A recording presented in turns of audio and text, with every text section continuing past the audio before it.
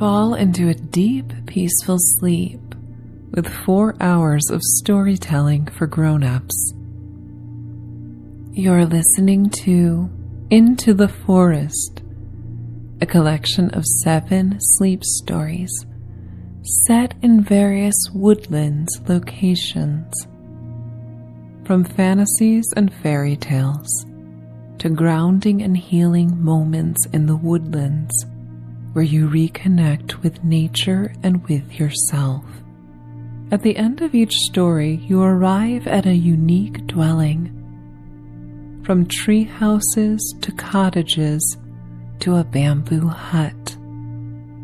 John Muir expressed, "Come to the woods, for here is rest.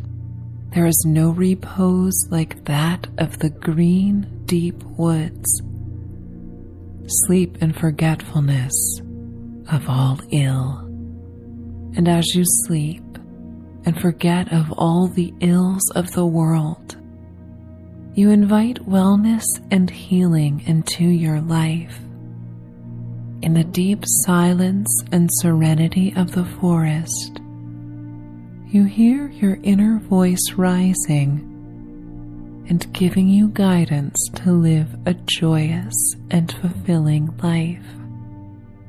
You may drift from one story to the next with the grace of a fallen leaf surrendering to a soft breeze before it gracefully lands on the forest floor. You may customize this experience in the way that suits you best and skip ahead of the guided meditation to the stories if you prefer. Or you may listen as is and allow yourself to be swept away in a blissful state that comes from a meditative practice. At any point, you may let go of my voice and fall asleep. You know your needs, and I urge you to honor them. It's time to dream away. I would like to welcome you to Michelle's Sanctuary. I am Michelle, and as you listen to my voice, think of it as the voice of a dear old friend who is here to remind you that you deserve a break. You have made it through another day. In a world that can oftentimes be stressful, you are worthy of peace and joy, and let your journey towards sleep begin right now. This is a sacred time before you drift across a bridge to your beautiful dreamscape. Now is your time that is reserved for surrendering and feeling good. Everything else can wait.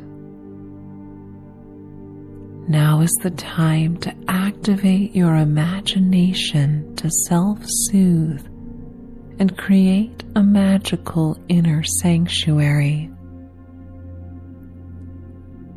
Get cozy and snugly and wiggle until you are as comfortable as you can get.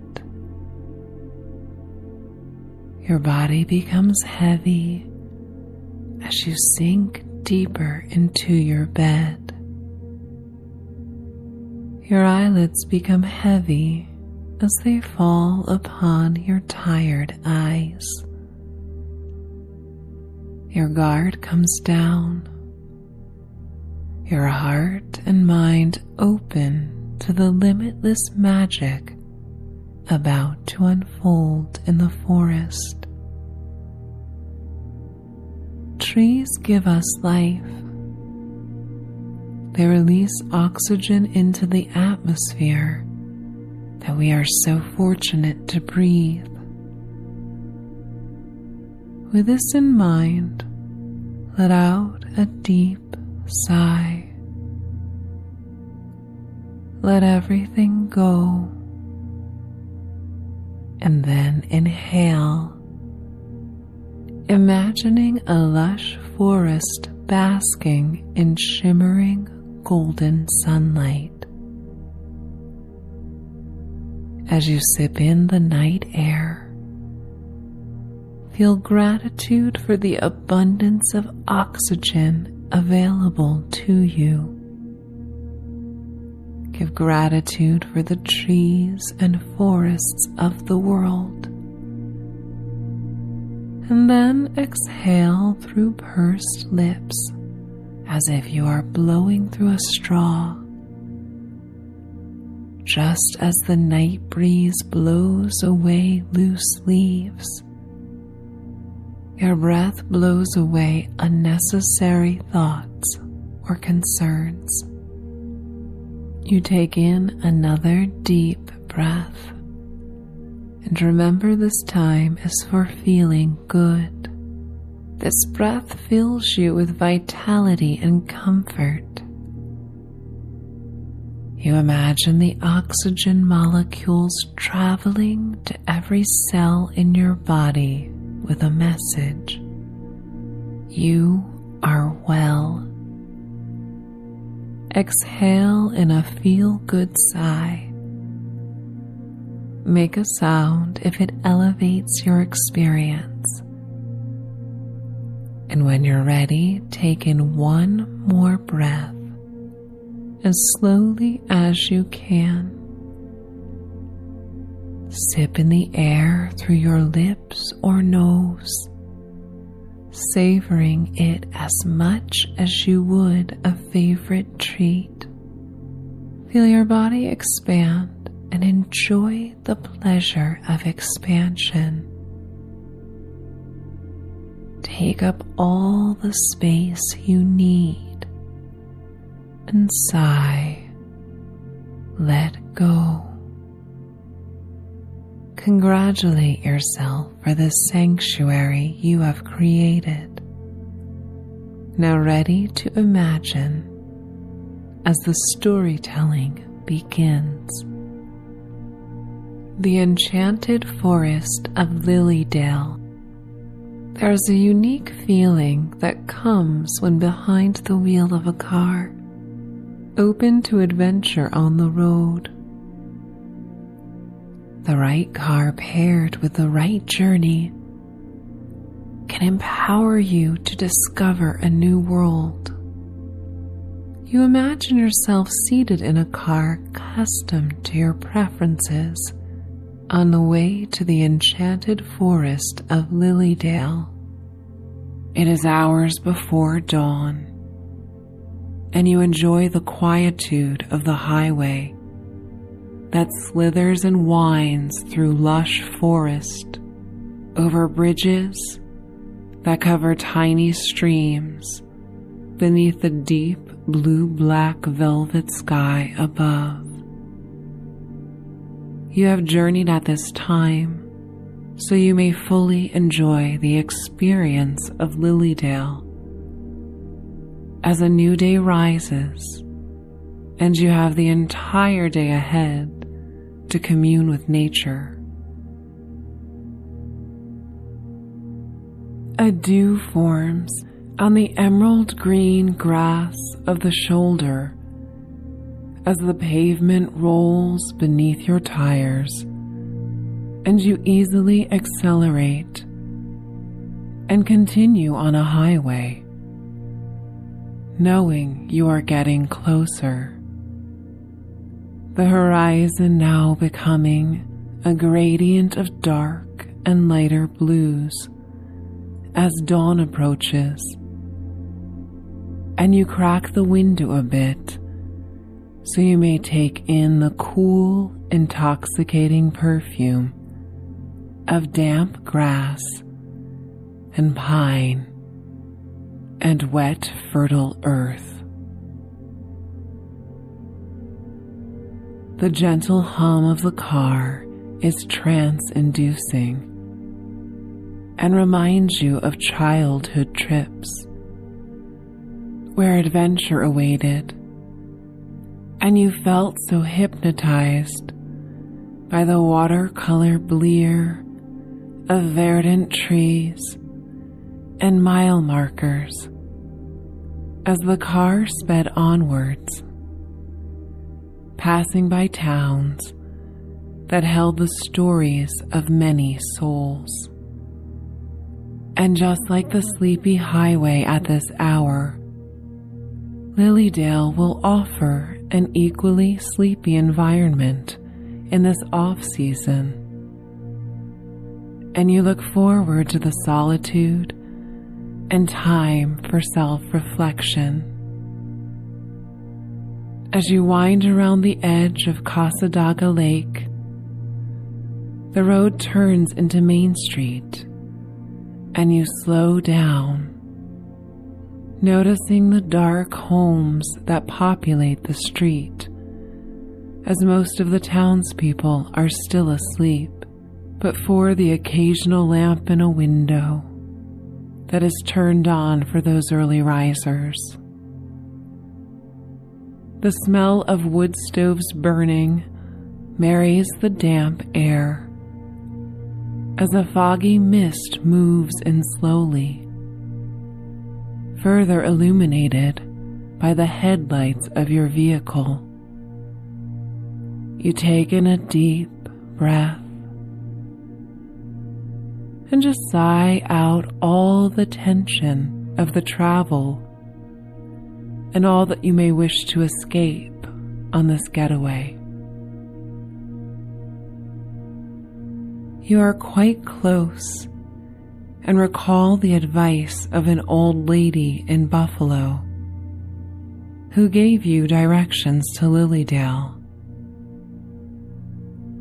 Before taking this journey, you decided no technology would be welcome and sought directions the old-fashioned way by inquiring advice from an old-timer and then relying on your instincts and memory. You come upon a turn and take a right, leading you towards the opening gates of Lilydale.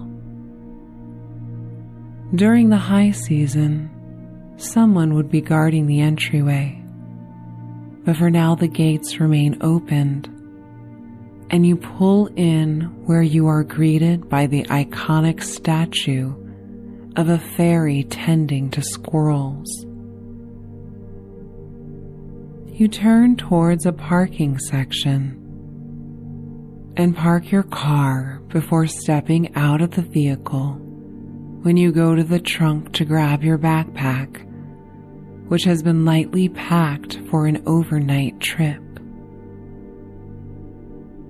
In a side pocket is a thermos, which you remove and hold in your hand as you hoist the shoulder straps around you before closing the trunk.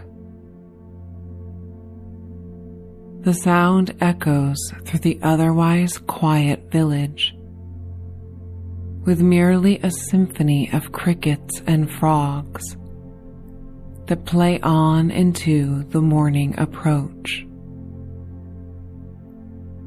You set out towards the woods, where those of the community have adorned trees with fairies and miniature storybook homes and colorful sculptures and pieces of art. You feel the damp earth beneath your feet, giving like molds with the occasional imprint of each step you take. An occasional leaf and twig crunches beneath your feet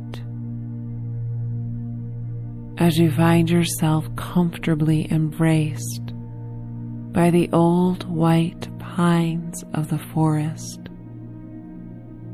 as the sun begins to crest and rays of light create prisms with the morning dew that covers the leaves and forest floor. And something about this light, golden and warm, is like an elixir of kindness that fills the rich forest with a feeling of safety and harmony. You feel an inner peace and wisdom and deep trust that you are exactly where you need to be right now. That whatever has played out in your life thus far, welcome or unwelcome, has led you to this place, and you maintain gratitude for being here, which means you also are able to find acceptance for all that has come before. Because if one moment in the span of your lifetime had played out in any other way, you would not be here. And you very much enjoy being here. Among the ornate fairies, adorned in tulle and sequins, are also reflecting back prisms and pops of color amongst the canvas of vibrant greens and earth-toned browns. So sparkly and new is this day, as is every day, giving you the chance to begin again and to start with a clean slate. You watch as a brown bunny hops across the trail as you open your thermos and drink your favorite warm beverage that is much appreciated on this brisk morning. The sun rises higher, filtering through the branches of trees and casting shadows upon the ground and your face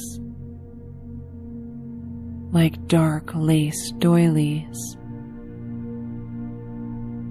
You have this sense of ease and relaxation in your lungs, as if the weight of an elephant's hoof has been removed from your sternum. You feel as if you are even floating and drifting through the misty air of this enchanted forest. The air so fresh and purifying. You can feel yourself being cleansed with each breath, as all of your chakras, your centers of energy in your body, are activated in a warm and tingling manner. Your spine is like a string of taut pearls that is in perfect alignment, and your whole body in turn feels this alignment and balance. You feel deeply in touch with the part of you that has always been there. The consciousness and awareness that has always been you. The observer inside that is here to direct the life story.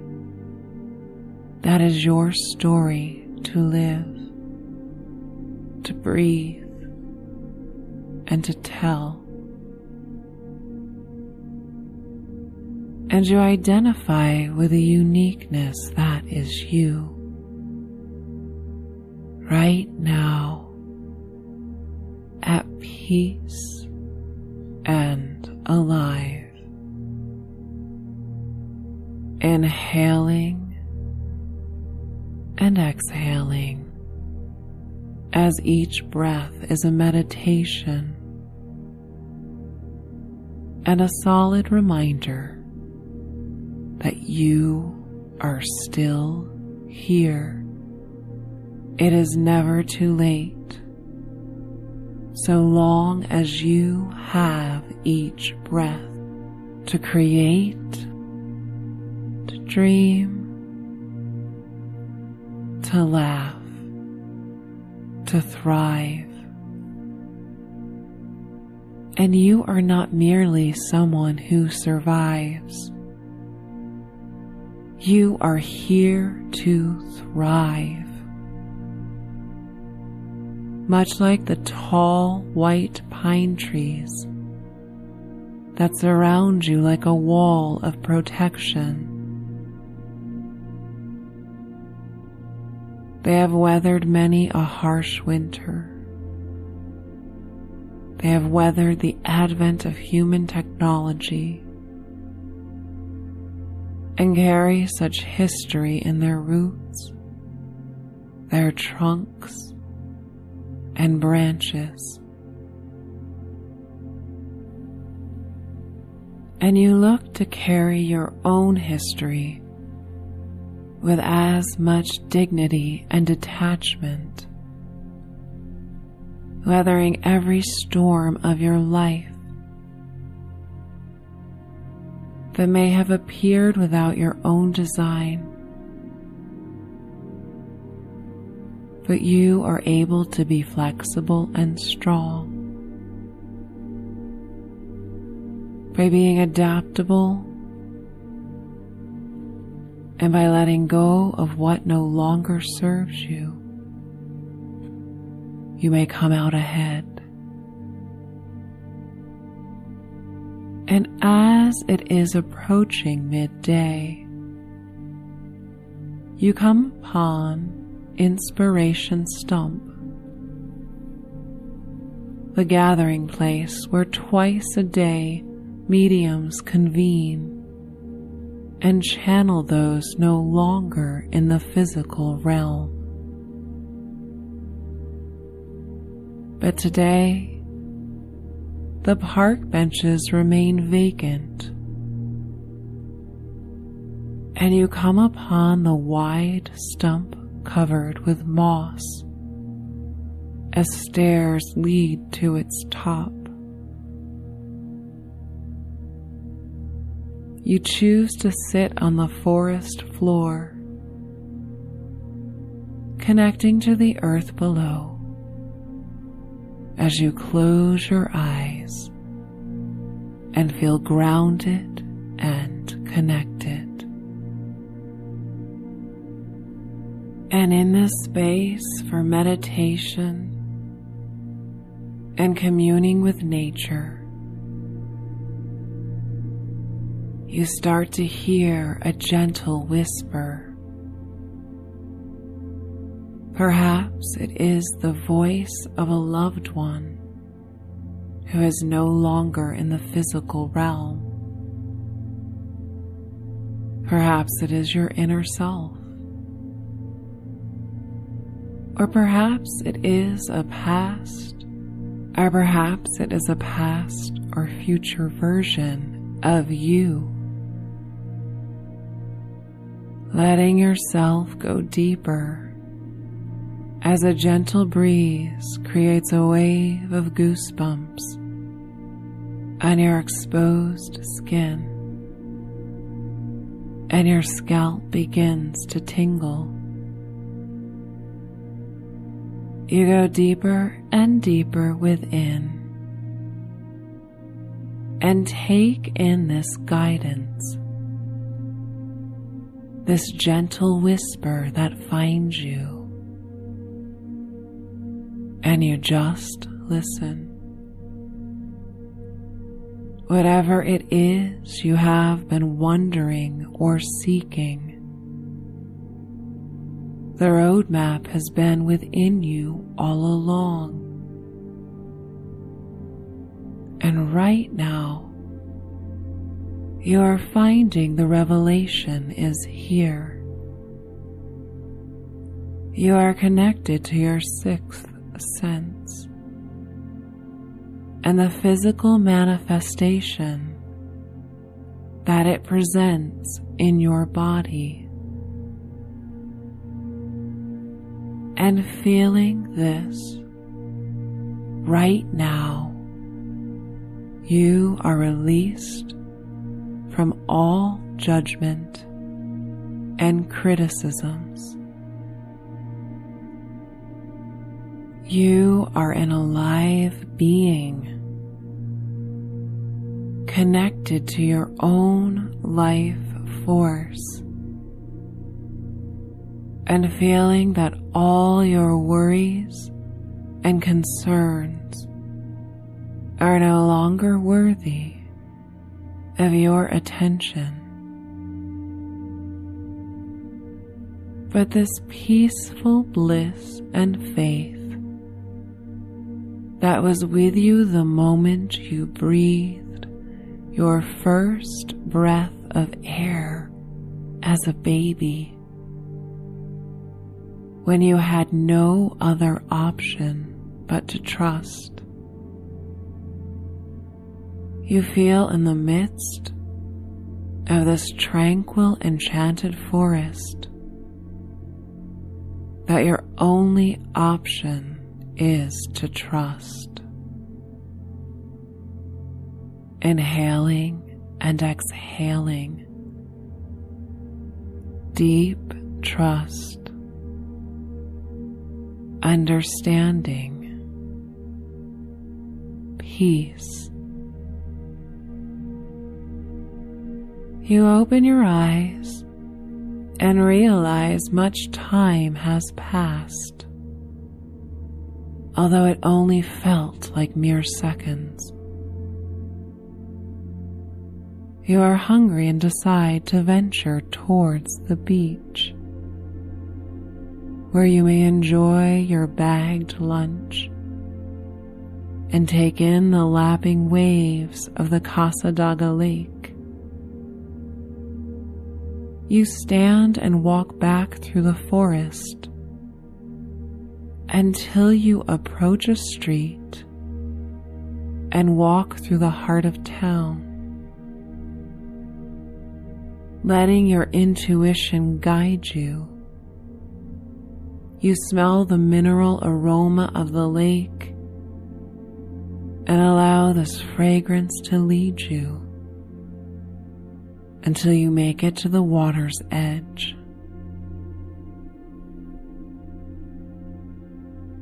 The town, though sparsely populated this time of year, is beginning to awaken, and you pass a woman walking her friendly dog. The pup's mouth opens in a smile when she meets your gaze, and you bend down to pet her and feel the same connection to this dog as you do to nature and the life around you in the heart of the forest. Continuing on as you come upon the shore, you walk the wrap-around beach. Today you are the sole visitor, and you find a wooden bench upon which you sit, running your hand along the weathered, splintered wood of the fixture, and carved within the seat is the phrase, "Choose love." And you realize you are doing just that. Starting with self-love, nourishing your soul on this getaway. You remove a sandwich from your backpack and begin to satiate your hunger, watching the ripples of blue-gray water that come upon the shore, and chanting, taken by the flow of the water, and watching as reeds of tall grass give to each ripple,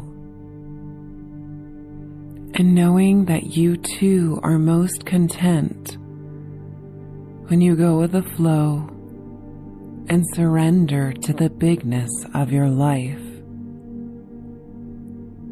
because your life is so much bigger and greater than what you try to control each day. When plugged into the greater good beyond you, to the limitless potential and energy of the universe, you are able to go with the flow. And in this moment, having finished your lunch and feeling a fullness, you look to the sky that is met with a silhouette of trees across the lake and homes that line the waterfront. Large clouds have moved in, and it looks like a storm may come. How much you look forward to the sound of rain falling. With some time to spare before it begins, you walk out onto the dock and bend down, allowing your finger to dance across the top of the lake. You watch the ripples that form from your movement, seeing how even the slightest motion from you has implications and consequences that affect all around you. And you remember this, taking into account the energy you put out, knowing how connected you are to all around you and the impact that you have. You look out upon the lake one last time as it is becoming darker underneath the smoky plum clouds overhead. The sun is nearing sunset as a breeze picks up and brings a slight chill. You hug your arms around you and rub them, enjoying the gentle massage and tactile sensation as you warm yourself. You yawn as a tiredness comes over you and know it is past check-in time as you head to your historic accommodations for the night. You leave the dock and walk across the wet, amber-brown, coarse sand towards the grassy edge of the beach and continue on to the street. From memory, you recall the pattern you must take through the small hamlet streets as you walk by 19th century Victorian homes that have been restored and maintained in rich, deep colors of turquoise and purple, in beige and grays and deep nautical blues, with pastels meeting richly saturated trim and shutters. It feels as though you are in a candy-colored storybook. The homes are close to one another, like strands of a braid. They seem to give the impression of a tightly knit community, and you feel so very welcome as you cross past a local who is tending to his garden and gestures to the storm clouds in a knowing anticipation. You smile and nod in agreement. A drop or two of rain begins to fall as another warning of what is to come. The wind blows and a weather vane spins in the perfectly manicured lawn of the property where you are staying.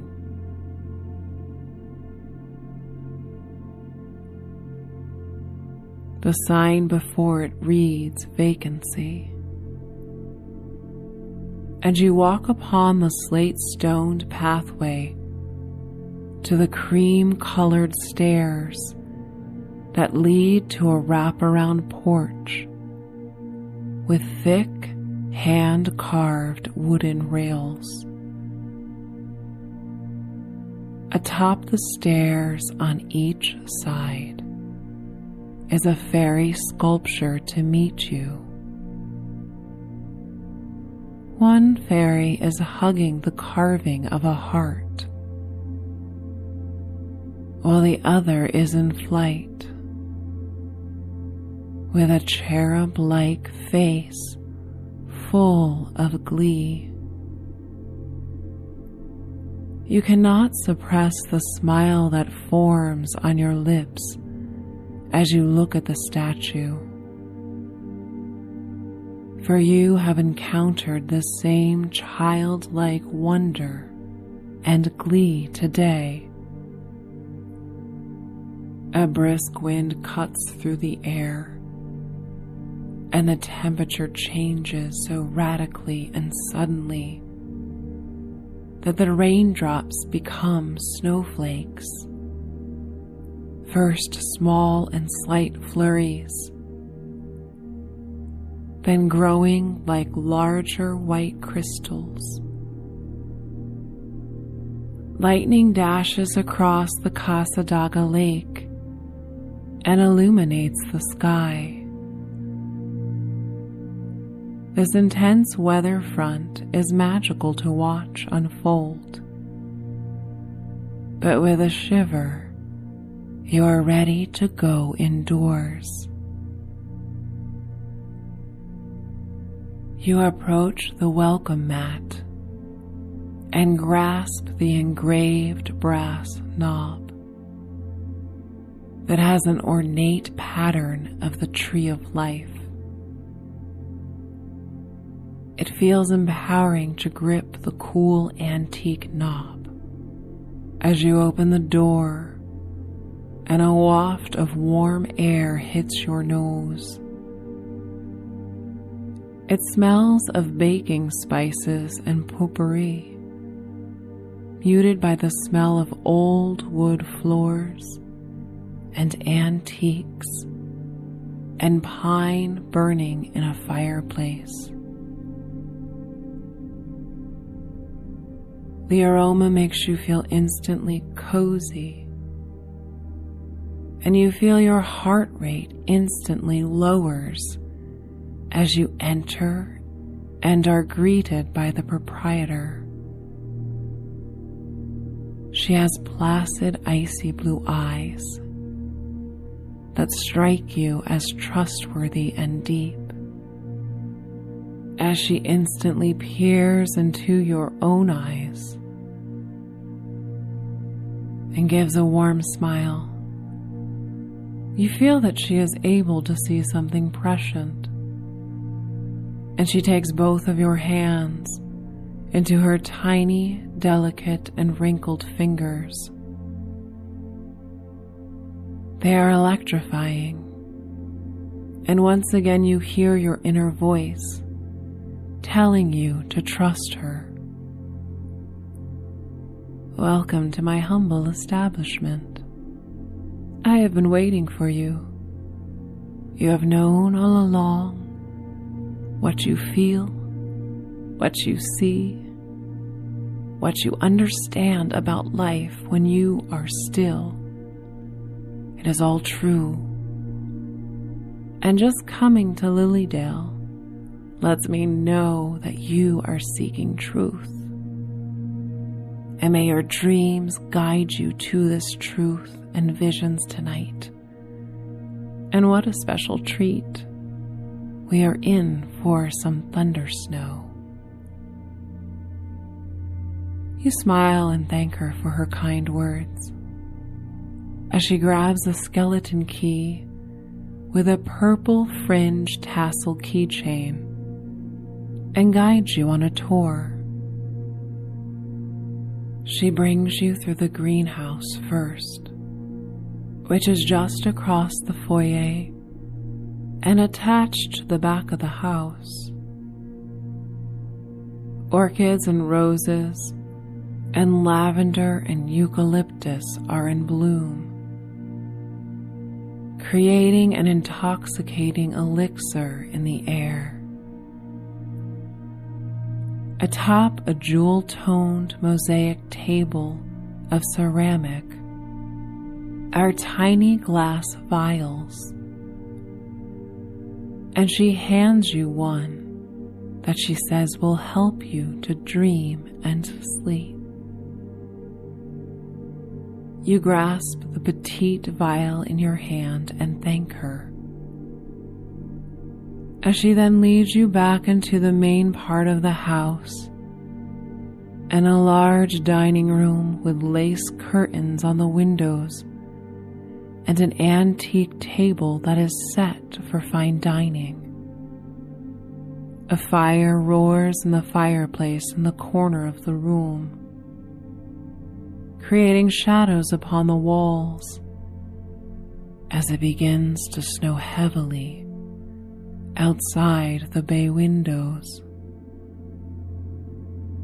You note you are quite tired, and with understanding she leads you to the stairway, where you run your hand upon the well-worn and smooth banister made of solid oak.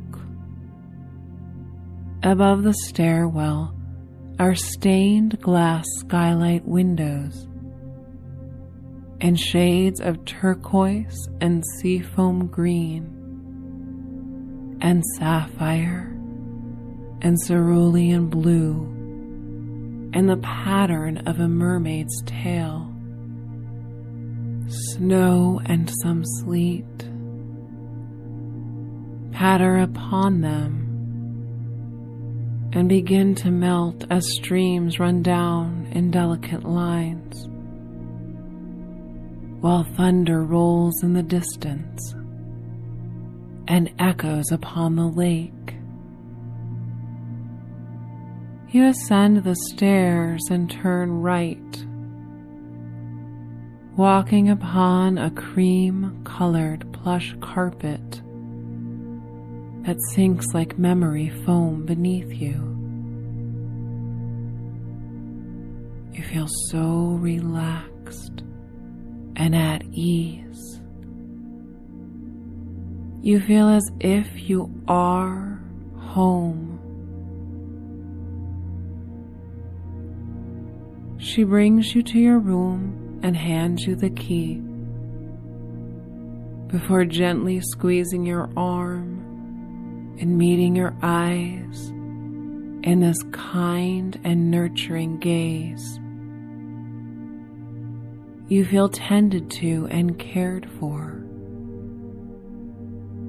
arousing feelings of being a child and sheltered from a storm.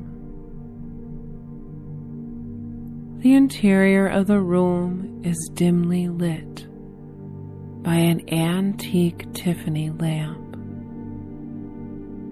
that creates a colorful pattern upon the walls and plush bed,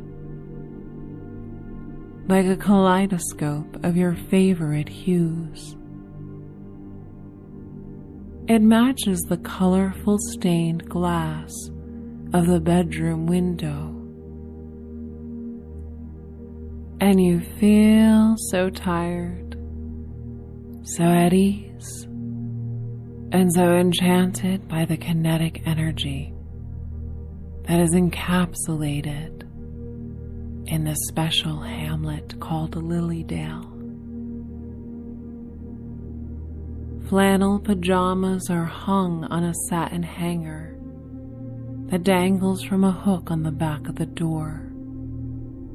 You place the special vial of the sleep tonic on the bed before you go over and read a small tag attached to these pajamas, and it reads your name in calligraphy. You remove your shoes and clothing and exchange them for the ultra-soft pajamas, feeling so comfortable, so ready to snuggle into the plush velvet comforter on the bed. The steam pipe radiator, old-fashioned and even older than you are, begins to clank and moan and hiss. It's comforting and takes you back to an earlier time. You get into the bed and grab the vial of the sleep tonic, pulling the crisp cotton sheets back and going beneath them and the deep burgundy velvet comforter. Your head nestles into the down pillows as you pull the covers directly below your chin. You open the vial and dab droplets of the oil on your temples and your collarbone, feeling a soothing and minty sensation. It's a soporific experience for you as the snow continues to fall outside, and memories are conjured of your first snowball and riding down a hill on a sleigh. These series of firsts that when remembered feel as clean and new as the fresh layer of snow that is falling outside. You inhale deeply and yawn, closing your eyes and sinking down, down, down. This home has a personality, and it reflects that of the kind proprietor who welcomed you. You just know this night will give you a series of dreams that will impact you for years to come. As the magical thunder snow continues to illuminate the night, with thunder rolling in the distance, as the wind howls outside the window, you feel as safe and cozy as the hundreds of years of those inhabiting this house before you have felt. You feel gratitude, like a tingling wave of warmth across your body. You are exactly where you need to be. You are right where you belong. right now. And you may let go of this moment, letting the deep stillness within guide you down, down, down, down to the steps of a bridge that wait for you,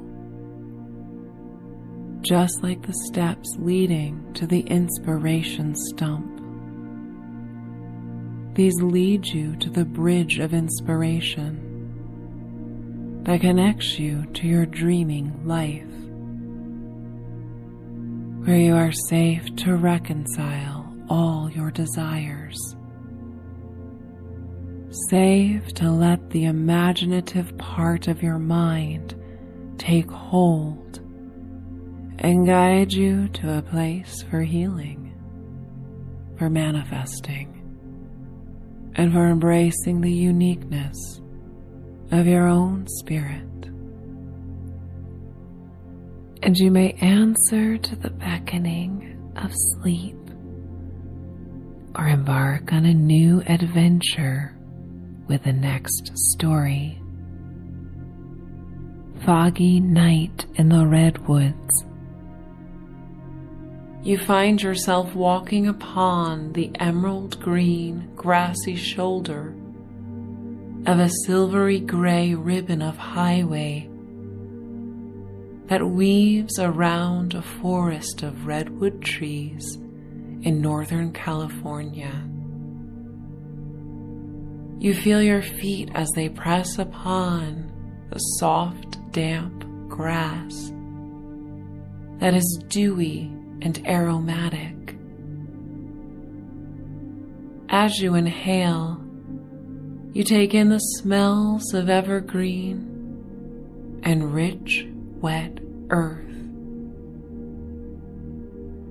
The air so crisp and clean, it feels mentholated as it enters your airway. And you think of this motto: when I breathe, I hope. With each new breath comes a sense of hope. You are accompanied on this nature's walk with a companion of your choice. Perhaps it is a friend or dear loved one from the past or present. Perhaps it is a pet. Perhaps it is a spirit animal. You choose who to bring along on this spiritual trek tonight. A falcon soars overhead, brave and regal against the lavender gray sky. A mist is in the air, like floating gossamer in the breeze, as it wafts around the trunks of sequoia trees. The softest of salinity travels on this fog from the nearby Pacific Ocean, and you taste it on the droplets that form upon your lips. You enter an unmarked trail that is lined with mulch that gives beneath your shoes. You meet the eye of your companion, feeling a deep connection and sense of adventure to be united in this escape. For you have traveled far for this moment in time, seeking to relish every sensation.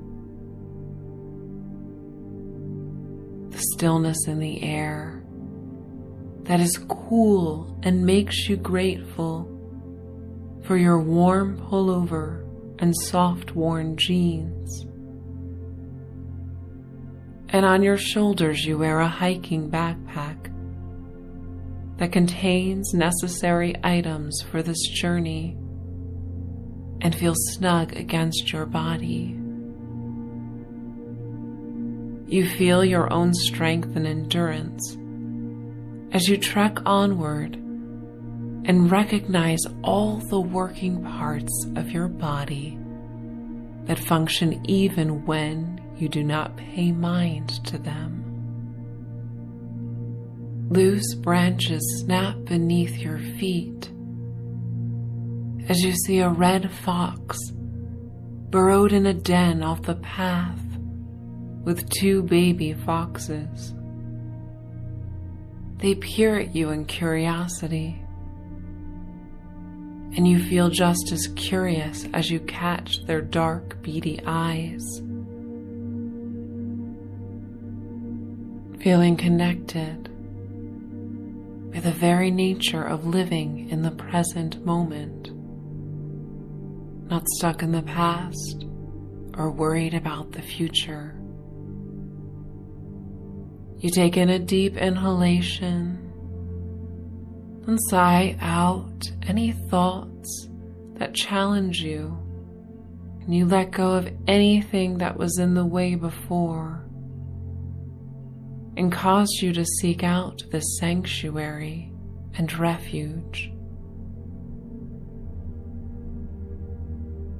The redwood forest is comprised of trees known as the sequoia tree, a coniferous tree that can live as long as 3,000 years. The largest sequoia is taller than a 26-story skyscraper. And as you find yourself deeper in the forest, the sky begins to disappear behind the lush branches as you look up to these trees.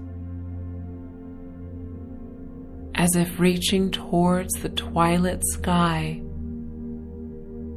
these trees are so tall and proud that you find yourself standing taller and with confidence as you walk among them. Sequoias may grow to be so wide, it takes 6 people stretched from head to toe to fit within their diameters. And you stand still for a moment as you find yourself surrounded by so many sequoia trees. You cannot see where the forest begins or ends. You are in the heart of the redwoods and begin forest bathing, a term used by the Japanese, where you slow down and awaken your senses and take in your relationship with yourself and the landscape around you. You feel your heartbeat slow. You feel the goosebumps that form upon your arms and legs, your neck and spine, as your hair raises and you recognize in the moment that you are alive, that you are life. And as there was never a voice that told a sequoia not to stand tall and to grow and expand, you may silence any voices, your own or those of others that echo in your mind when they come up and hold you back from your own potential. And in this shared moment with your companion, you surrender to the feeling of trust that you feel right now, that you are enough as you are, that you have the unlimited potential to grow and to learn and to expand. And these ancient trees around you stand as testimony to that. They have grown exponentially from a tiny seed that was nurtured for hundreds or thousands of years. And the foggy mist is but a blanket that surrounds their roots and the earth, that surrounds their trunks with bark as thick as the length of your arm. And you walk to a tree, the sequoia that feels most comforting and welcoming to you, and press your palm delicately upon the bark. You crane your neck to see the top of the tree, as the weight of your backpack enables you to bend backwards with ease. Feeling your eyelashes land below your brows as you look up to the majestic tree. And you hear a whisper upon the wind that encourages you to always stand strong, to always stand proud, to reach for the light. Victor Hugo once wrote, "Love is like a tree. It grows of its own accord. It puts down deep roots into our whole being." To love is to nurture. To nurture is to allow growth. And you look to the roots that go deep into the damp, red-brown earth, where water may flow to the tops of the trees. And you take a moment to think of the veins within you, allowing blood to flow, allowing you to have a life force within you. You feel so small among the redwoods, as if you have been made miniature, like a fairy or gnome, now journeying through this enchanted forest. The mist swirls around you, and your hands cut through the fog, playing with it as you breathe and watch as your breath condenses as well. The mystique is intriguing as you walk along with your companion who makes you feel safe and that you are not alone. Because the best of adventures are enjoyed when shared. You feel very fortunate to have this experience. And along the path you come to a fallen sequoia over the trail that has become like a bridge with a hollowed center through which you may pass. Within the darkness of its tunnel, you look to the smooth insides of the tree. You see the delicate lines of the hundreds of rings that have formed within the aging tree before it fell to the earth and transitioned into a new purpose. Its history written inside the wood of the tree, like your own personal history, has been etched inside the treasure chest of your own mind. On the other side of the Sequoia Bridge, you make out the outline of a lean-to made of wood, and this is where you plan to camp out for the night. The fog dances around the area, making the setting appear like an impressionist watercolor painting, bleary and misty in tones of soft grays and whites. And you walk along the shadows of the redwoods, coming to this special camp just as darkness begins to settle in. You hear the footsteps of another life and look up to see a fawn through the misty air. The white polka dots on her tawny brown coat are visible through the fog,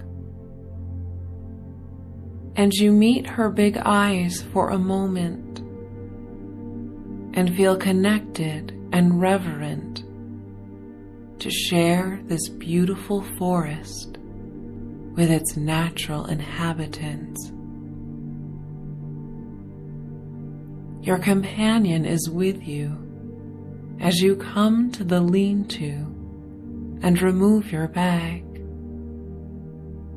setting it beneath the dwelling. Logs are placed like pillars, buried deep into the earth as natural moss and branches form a protective roof. There's a stone fire pit just before the lean-to, and you gather twigs and pieces of wood from around the forest. As you forage, you enjoy this experience as it reminds you of earlier times in your life when you collected twigs to roast marshmallows before gathering around a fire.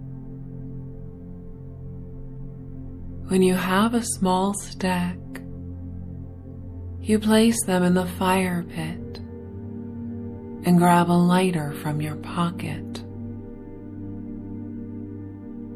The twigs are slightly damp, and you take dry needles from the forest floor, put them upon them to help fuel the fire. The smell hits your nose immediately, comforting and relaxing you as you add larger pieces of wood and the fire grows.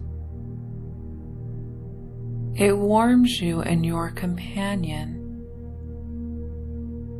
As you go to your hiking pack and remove a can of soup and a metal pot, you pull the tab off the top of the soup can and pour the ingredients into the pot, which you then hold over the fire as it warms the contents. Once heated, you grab 2 mugs from your bag and take a seat upon the earth. You pour the soup into the mugs, offering one to your companion as you sip from your own mug. When the savory liquid hits your palate, it warms your throat as you feel it cascade into your belly. You are warmed from the inside out, feeling content and at peace in this ritual of gathering by the fire. You focus on the marmalade flames until your mind begins to drift and images appear upon the campfire. A gentle whistle of wind accompanies the night sounds of the forest as you see a face appear within the fire. It's like a flash of a memory projected on a movie screen as this person reminds you that you are loved and wishes you joy and wellness on this retreat. That you should remember to take care of your own needs and that this self-care is vital for you to thrive. And you feel the sense of pride in the moment for taking this time for self-care. The sequoia trees around you are illuminated in a soft amber glow from the campfire as their height looms towards the night sky. The fog begins to thicken. Even as you look overhead and the trees disappear within it. And the fog is like a soporific spell that makes you feel so tired as you yawn and your companion does as well. You feel so tired and heavy, it almost seems impossible to stand.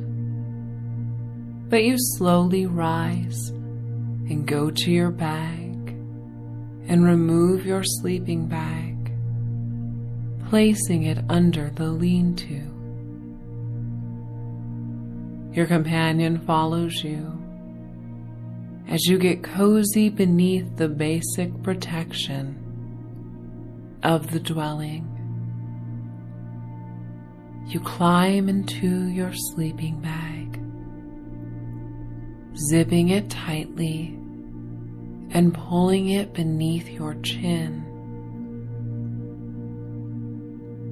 It feels so special to be cozy and protected, and yet still so open and connected with the nature that surrounds you. The fire continues to burn and warms your feet and sleeping bag, and you feel at peace and calm, safe beneath the ancient trees. You tap into the serenity that you have been told about as the fog continues to roll in and create a cool, healing tonic in the air that you inhale through your exposed nose. Breathing in and out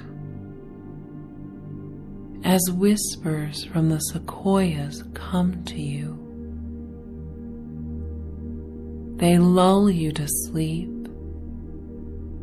as you hear the words, "Be brave, stand tall, nurture yourself." for the wisdom within the trees is timeless.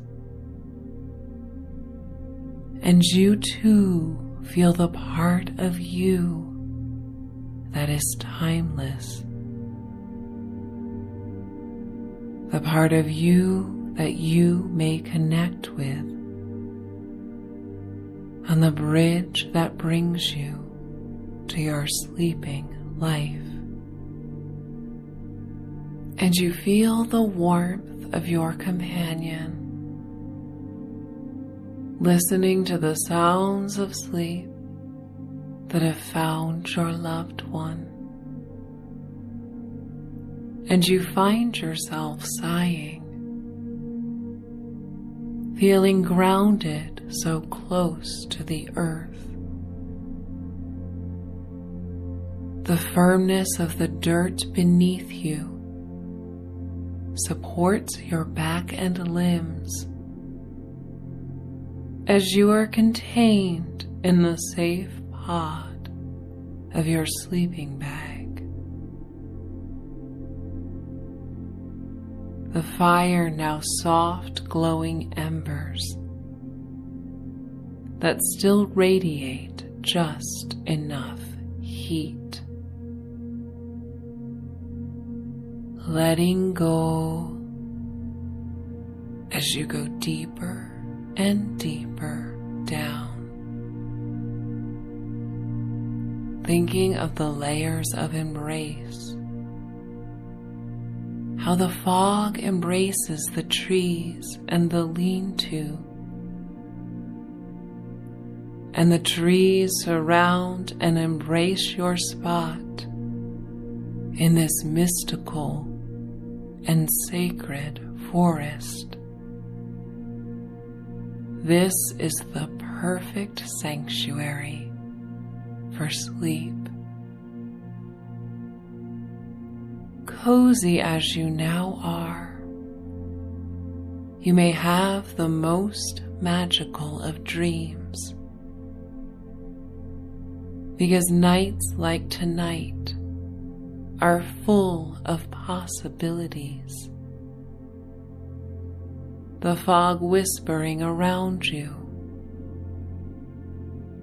inspiring loving thoughts, and a clean, purifying air that you inhale and exhale.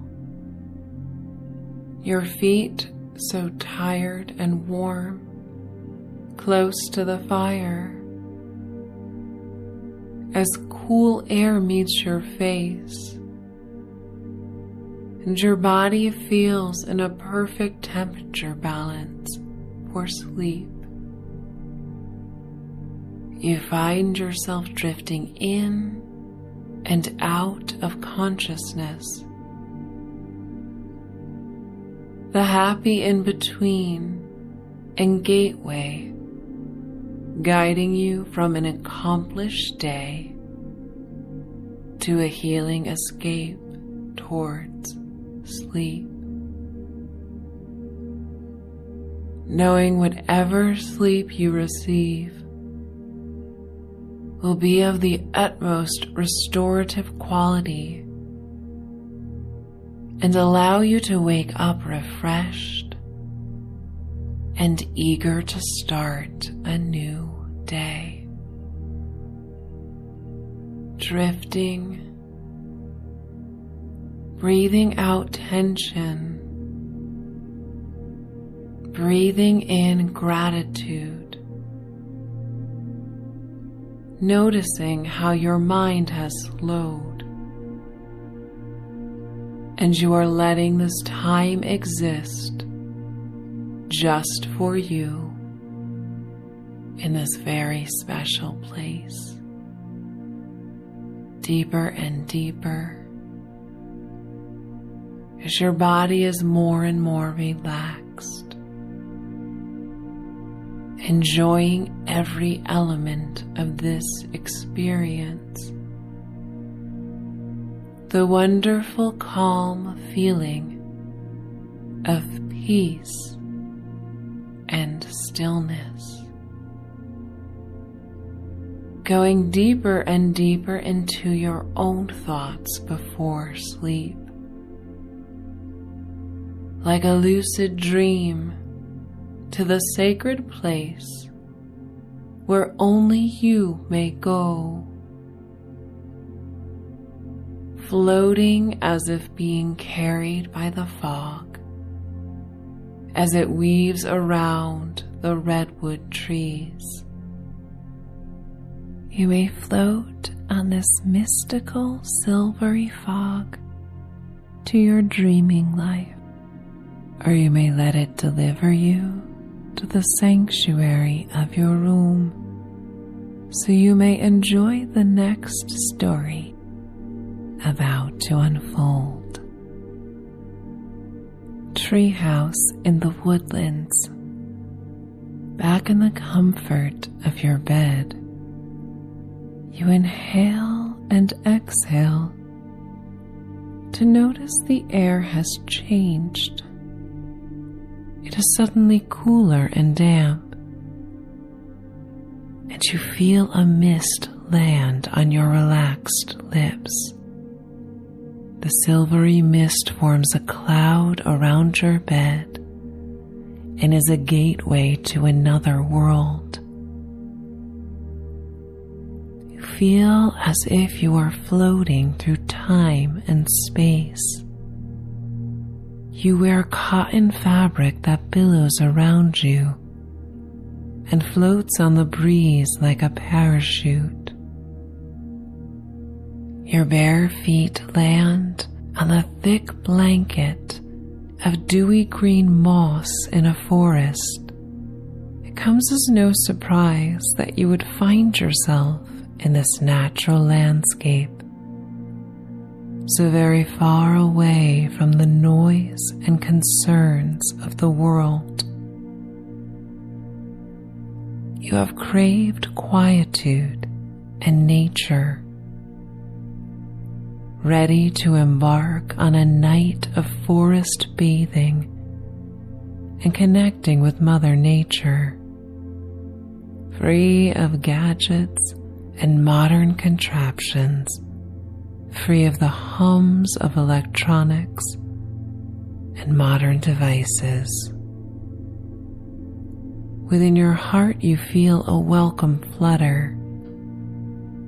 It is a sensation that enlivens your curiosity. This intrigue is allowed to grow when worrisome thoughts are cast away and you can truly tap into feeling alive. A soft breeze blows through the cool forest and covers your body with goosebumps. This tingly sensation is amplified by the excitement you feel on this journey. You hear a sound from above, like a flapping bird. There's a soft thud on the forest floor, and you turn to see a dear loved one has arrived to join you. This may be someone you were close to long ago, or someone you have not seen in some time.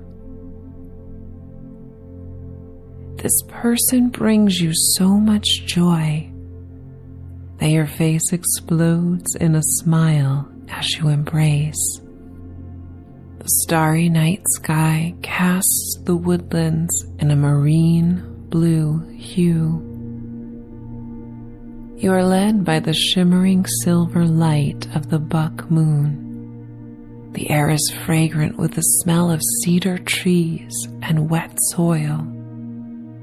A stream flows in the near distance, and the babbling and soft gurgles play out along with the orchestra of chirping crickets and croaking frogs. The air is cool and offers a reprieve from the warm days of summer. You and your companion are overcome by the mystery of landing in the woodlands, eager to explore, and yet uncertain what the night holds for you. The green moss below your feet is velvety and lush, with perfect droplets of dew that are like tiny crystal balls. You bend down and balance one of the dewy drops on your index finger. It rolls towards your fingertip. Your companion does the same. Illuminated by opal moonbeams, a scene comes to life within the droplet, and you see yourself as a child, playing in the woods and exploring nature. Early memories of raindrops and rainbows, of butterflies and wonders in nature play out before you. A similar scene plays out within the shiny droplet on your friend's finger. You show one another the memory droplets, and your index fingers come together. Like a magnet to metal, the watery beads join one another. They enlarge and float like a soap bubble. And inside this pearly bubble, there is a vision for the future. Within the floating sphere, you see the two of you following a winding mulch path through white birch trees and evergreens until you find a stream that leads you to an elaborate tree house. The orb floats towards the starry sky through the canopy of evergreen trees above. You look into your companion's eyes, which twinkle with the same magical aliveness that illuminates your eyes. Eleanor Roosevelt expressed, "The purpose of life is to live it, to taste it, to experience to the utmost, to reach out eagerly and without fear for newer and richer experience." In this journey through the forest, you immerse yourself fully and become in tune with all that happens around you. You rely on all 5 senses and even engage your 6th sense of intuition. Fireflies hover above the metallic mist, pulsing in shades of chartreuse. The forest is a safe haven, and you feel grounded with every bare step on the damp, plush moss. You step over the roots of trees that curve beneath your feet perfectly and release tension from your arches. The soft mist is silky against your exposed shins and soothes them. There are homes all around you, special habitats that bring peace and refuge to all the wild beings of the forest. The woods are full of secret dwellings. You see the coal eyes of baby raccoons peering out from the hollow of a tree. They softly trill with a sound as comforting as that of a purring cat. Along the forest floor and ruddy brown tree trunks, orange-red mushrooms grow like cottages, forming villages. An owl hoots from the tops of a tree, awakening to the call of the night. you discover the soft mulch path that weaves between the evergreen trees, matching the premonition in the bubble. It's easy to trust your sixth sense in the heart of the forest, as you are surrounded by beings that thrive by listening to their inner wild. You connect with the wildness within you. Your companion picks up the perfect pine cone and tosses it to you. Your reflexes are sharp, and you feel it softly land in the palm of your hand.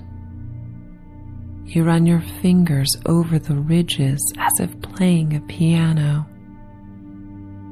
They are iced with pine pitch that resembles mint frosting on a cupcake. You bring the pine cone to your nose and take in a deep breath. With this awakened curiosity, you feel the desire to touch and smell and experience everything about the woodlands with full awareness. The dark path leads to a bright spot in the forest where white birch trees grow in abundance. They are pearly white in the light of moonbeams, and small rainbows form when moonlight lands on the mist that hovers over their trunks. The papery snow-white bark is pure and fragile. You cannot resist running your fingers over one of the white birch trees. Loose flaps of the bark feel feathery in your palms, and in the mystic haze, you are quite convinced you see a unicorn in the center of the white birch forest. Your companion notices as well, and you look to one another perplexed and curious. You walk slowly towards the mythical being and get close enough to peer into her sparkling eyes that look like aquamarine gemstones. Before you can get closer, she vanishes into the mist, as if she was never really there at all. You return to the path, and it leads you to an iridescent stream that looks like a river of hematite in the moonlight. When you reach the stream, you and your friend dip your fingers into the water, and turquoise sparkles illuminate the ripples. The stream is known by the animals of the forest for being a source of healing. You place your hands deep into the water and rest them on the smooth, glistening stones at the bottom of the stream bed. A wave of glittering, soft blue light travels up your arms and cascades over your body like a waterfall. You feel the deep healing it brings as a cool and soothing tingling sensation travels throughout your muscles and joints. You take in a deep breath and savor the metallic smell of the fresh water and the piney aroma of the forest. The fragrance purifies you within. You look at your friend and they are glowing beneath this magical light as well. Every part of your body is relaxed and feels the tiredness that sets in after a day of contentment and adventures. You splash the water on your face and feel it trickle down your cheeks renewing you. You look downstream and see the faint twinkling lights of the treehouse. Your companion notices as well. Your eyes meet and you both begin to laugh. There's no real reason for this laugh. It's simply the wave of joy that comes with great fortune. And this night is alive with good fortune. You follow the stream, walking on the cool and smooth stones of the bank. Like the exposed roots of the trees, they massage your feet with each step. Fireflies dance over the stream and throughout the dark forest. The lights of the treehouse become brighter as you approach. The tiny fairy lights are strung from wires as wispy as angel's hair. A swinging bridge leads to the treehouse, and it sways in the summer breeze. It hangs overhead, and your companion is the first to notice the steps that circle around an oak tree like a spiral staircase and lead to the bridge. Led by the light of the moon, you begin to ascend. You count each step as you go.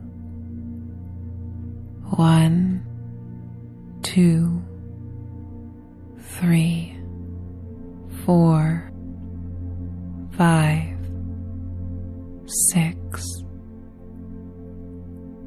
Each step brings you closer to the starry sky that shines so brightly it feels within reach. The full moon shines in the center of the sky. It was named the buck moon because the antlers of male deer are known to meet their full growth this time of year. You continue to ascend and duck and contort your body with ease and flexibility as you make your way around the lush branches.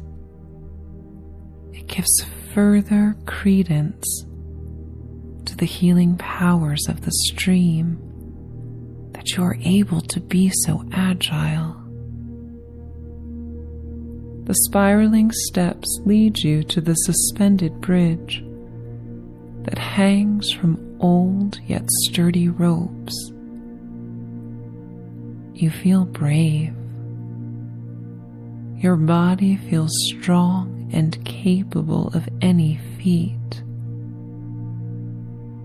You lead your companion on the journey across the bridge that spans the length of 10 trees.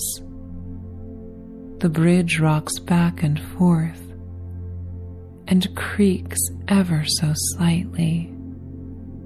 You watch a chipmunk playfully dash across the rails. You feel inspired to be as carefree, safe in the forest, and exactly where you are meant to be. Your bare feet balance on the weathered planks, and you slowly walk to the center of the footbridge. You take in a deep breath and sigh from this perfect vantage point to take in the buck moon and sparkling stream below. And suddenly a buck appears, lapping from the stream. He raises his head to meet your eyes. Purple-gray clouds with soft white underbellies waft across the starry indigo sky, and you continue to journey onward. After a few more steps, you look behind and see your companion is smiling and taking in this precious moment as well. You can now see the magnificent treehouse that is built throughout 4 different trees and connected by bridges and decks. You climb up the footbridge to the main part of the treehouse. The entryway glows by the light of rainbow Christmas lights that are strung over the entrance. Within, there are soft faux fur floor pillows that are scattered on the wooden planks. Moroccan lanterns warmly cast the room in jewel tones of orange, purple, red, emerald, and sapphire. Glass hummingbirds dangle from the thatched roof of the ceiling. Inside, you smell the sweet fragrance of wooden boards and old books that rest on bookshelves made of knotted and gnarly wood pieces. 2 hammock swings hang over the half walls that surround the living area. Your friend goes to sit in one of them, and you sit in the other. Your feet dangle high above the forest floor as you are nestled safely within the silky braided rope of the swing, like a baby robin in a nest. You surrender to the gentle motions back and forth and can see over the treetops of smaller trees. You feel as if you could fly. You feel safe, tucked high above the ground in this secluded respite. You feel a bit hungry, and so does your friend. You step out of the swing, ready to explore the treehouse further. Together you walk across a deck that leads to a kitchenette. Little nooks in the branches form cupboards and storage spaces where teacups hang. The handmade countertop is comprised of dozens of blue agate stones that form hypnotic circles in every shade of blue and blue-green that you could imagine. Baskets are placed on top and overflow with summer berries and vegetables foraged from the forest. The keepers of the treehouse have left a small crate of baked goods and ingredients for s'mores. These sage woodland inhabitants could foresee your visit long before even you imagined a stay. The kitchen opens out into another deck, where an informal dining area is set up. There is a fire pit in the center of the nook, surrounded by cozy, cushioned seats. You look out with a new vantage point to see the rolling purple hills in the distance beyond the treetops. Your companion grabs a long match from a mason jar on the agate countertop. You grab some snacks and s'mores ingredients and follow them to the fire pit. They strike the match against the side of the metal frame and ignite the small twigs and branches within the pit. You remove a log from a tall stack of wood that lines the half wall and carry it to your companion. A night breeze rustles the leaves and carries the heat of the small marmalade flames in your direction. It's a memorable feeling, this contrast of the cool night air with the heat of the fire. You open the marshmallows and grab a twig from the crate. You pass it to your companion and then prepare your own and place it in the growing flames. You roast the sweet confection to your preferences and look to your companion as they concentrate on roasting their own. Time seems non-existent as your memories of past moments like this waft over you in a quick sequence. These snippets of the amazing times you have shared evoke feelings of warmth and love and gratitude.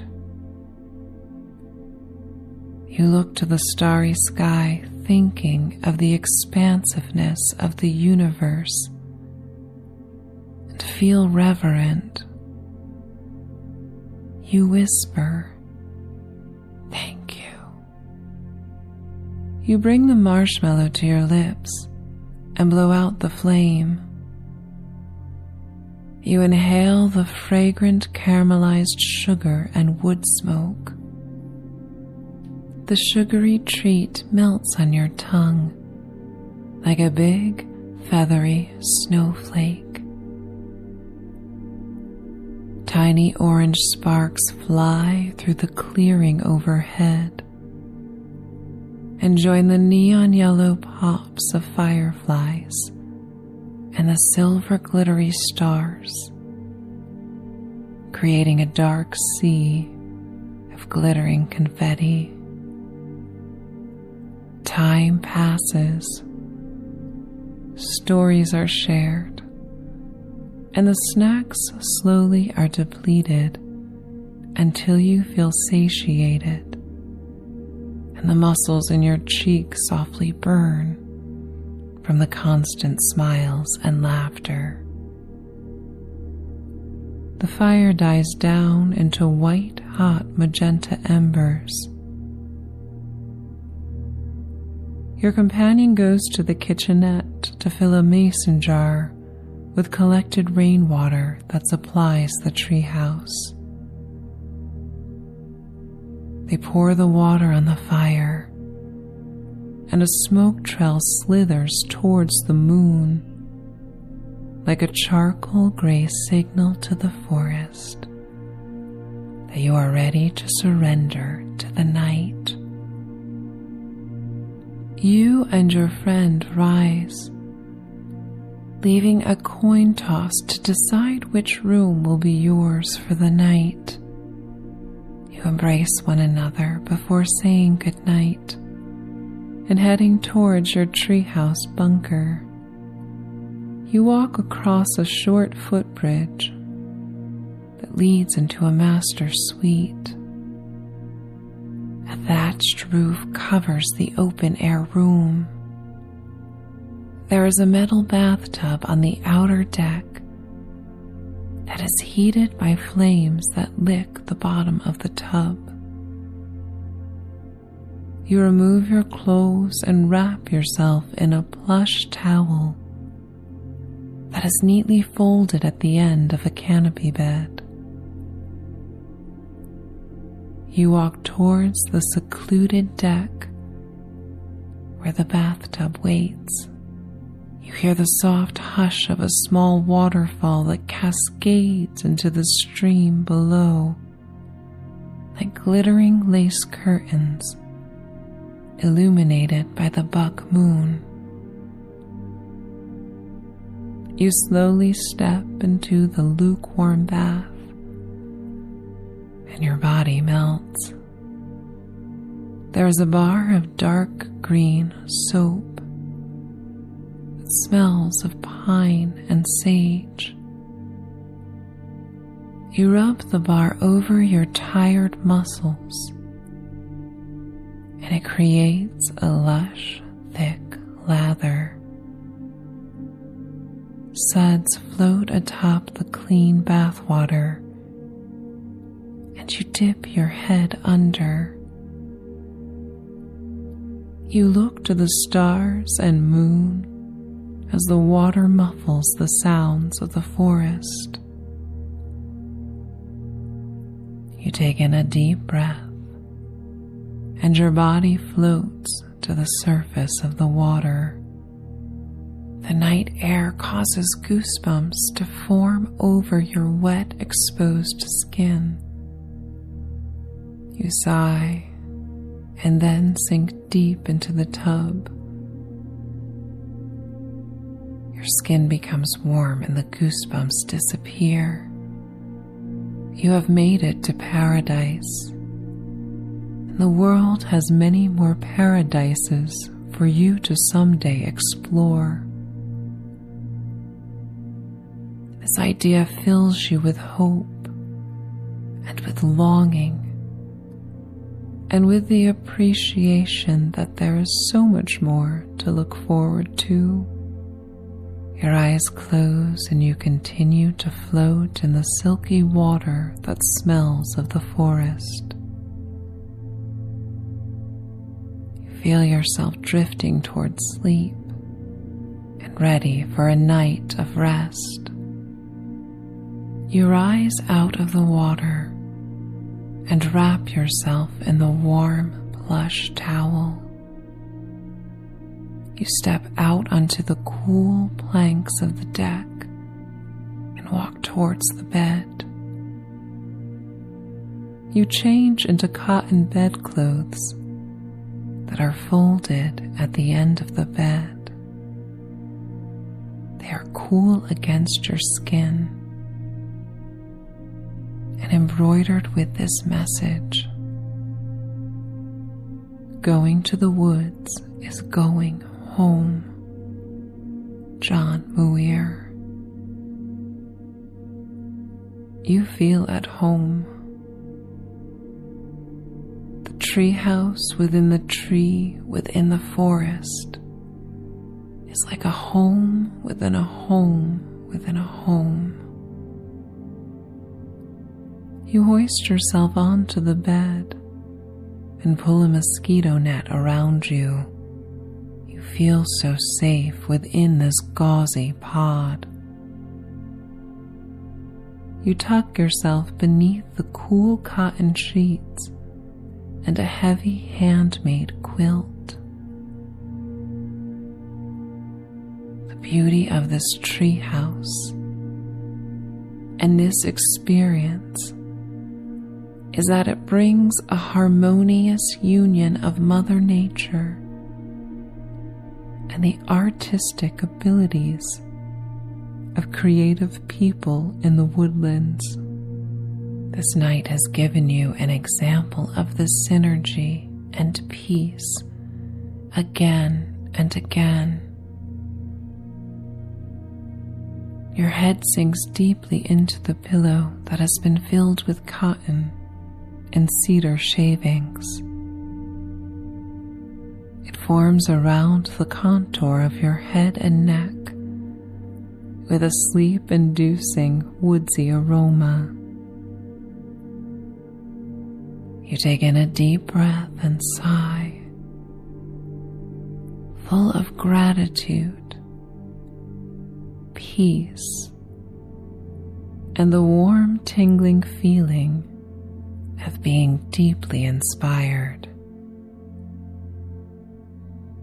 You close your eyes, and once again this whisper spills out of your lips as you mutter the words, "Thank you," going down, down, down, drifting towards sleep and magical dreams, or gliding into the next story. The fantastical night. You were born into this life as a magical being, with your body performing functions beyond human understanding for most of history. May you always remember that magic exists inside of you, which means magic also exists inside everything else. Sink into your bed and let your eyelids fall upon your tired eyes, shutting like the colorful wooden shutters of a medieval cottage. You are shutting out the noise and world around you. Deep in the sanctuary of your mind, you are now removed from judgment and limitations. Anything is possible in this new landscape. And you let your mind float along like a graceful paintbrush, dripping with vibrant watercolor paint on the blank canvas of your mind. Take in a deep breath and let your breath be the vehicle that transports you to a new world. Your belly rises and your breath turns into a yawn before you exhale. Purse your lips together as if blowing through a straw. Let go of any thoughts no longer serving you, as these unwanted thoughts ride your breath. Inhale again, and when you exhale, envision that you are blowing away the white, fluffy seeds of a dandelion clock. You visualize the hundreds of feathery florets taking flight in the spring air across a lush, green mountain valley, surrounded by snow-capped mountains. They are lively, and you hear a whisper that says, "Come join us." You accept this warm invitation and find yourself floating over spring meadows and wildflowers. You drift over the rolling hills towards a rainbow that appears over the valley. You float upon the colorful rainbow beams, and suddenly you are traveling through time. You soar through historic moments that have meaning to you, and they appear like holograms in the vibrant, multi-hued light. Dashing through time, your body tingles from head to toe. You are free of any tension. You feel fluid and light. You feel joyous, and your face erupts in a warm smile. Your wind-swept hair travels behind you like blades of silky grass billowing in the mountain air. Soon the weightless sensation of flight is replaced with a tug of gravity that wraps around you like a weighted blanket. It guides you towards a new earth that is familiar and yet in many ways unexpected. You suddenly find yourself in a dark and quiet forest beneath a starry night sky. The earth is so dark below that the silver stars appear to shine brighter against the navy blue velvety canvas of night. The earth is so dark below that the silver stars appear to shine brighter against the navy blue velvety canvas of night than you have witnessed in your waking life. The shadowy trees are blue-black silhouettes in the opalescent light of the full moon.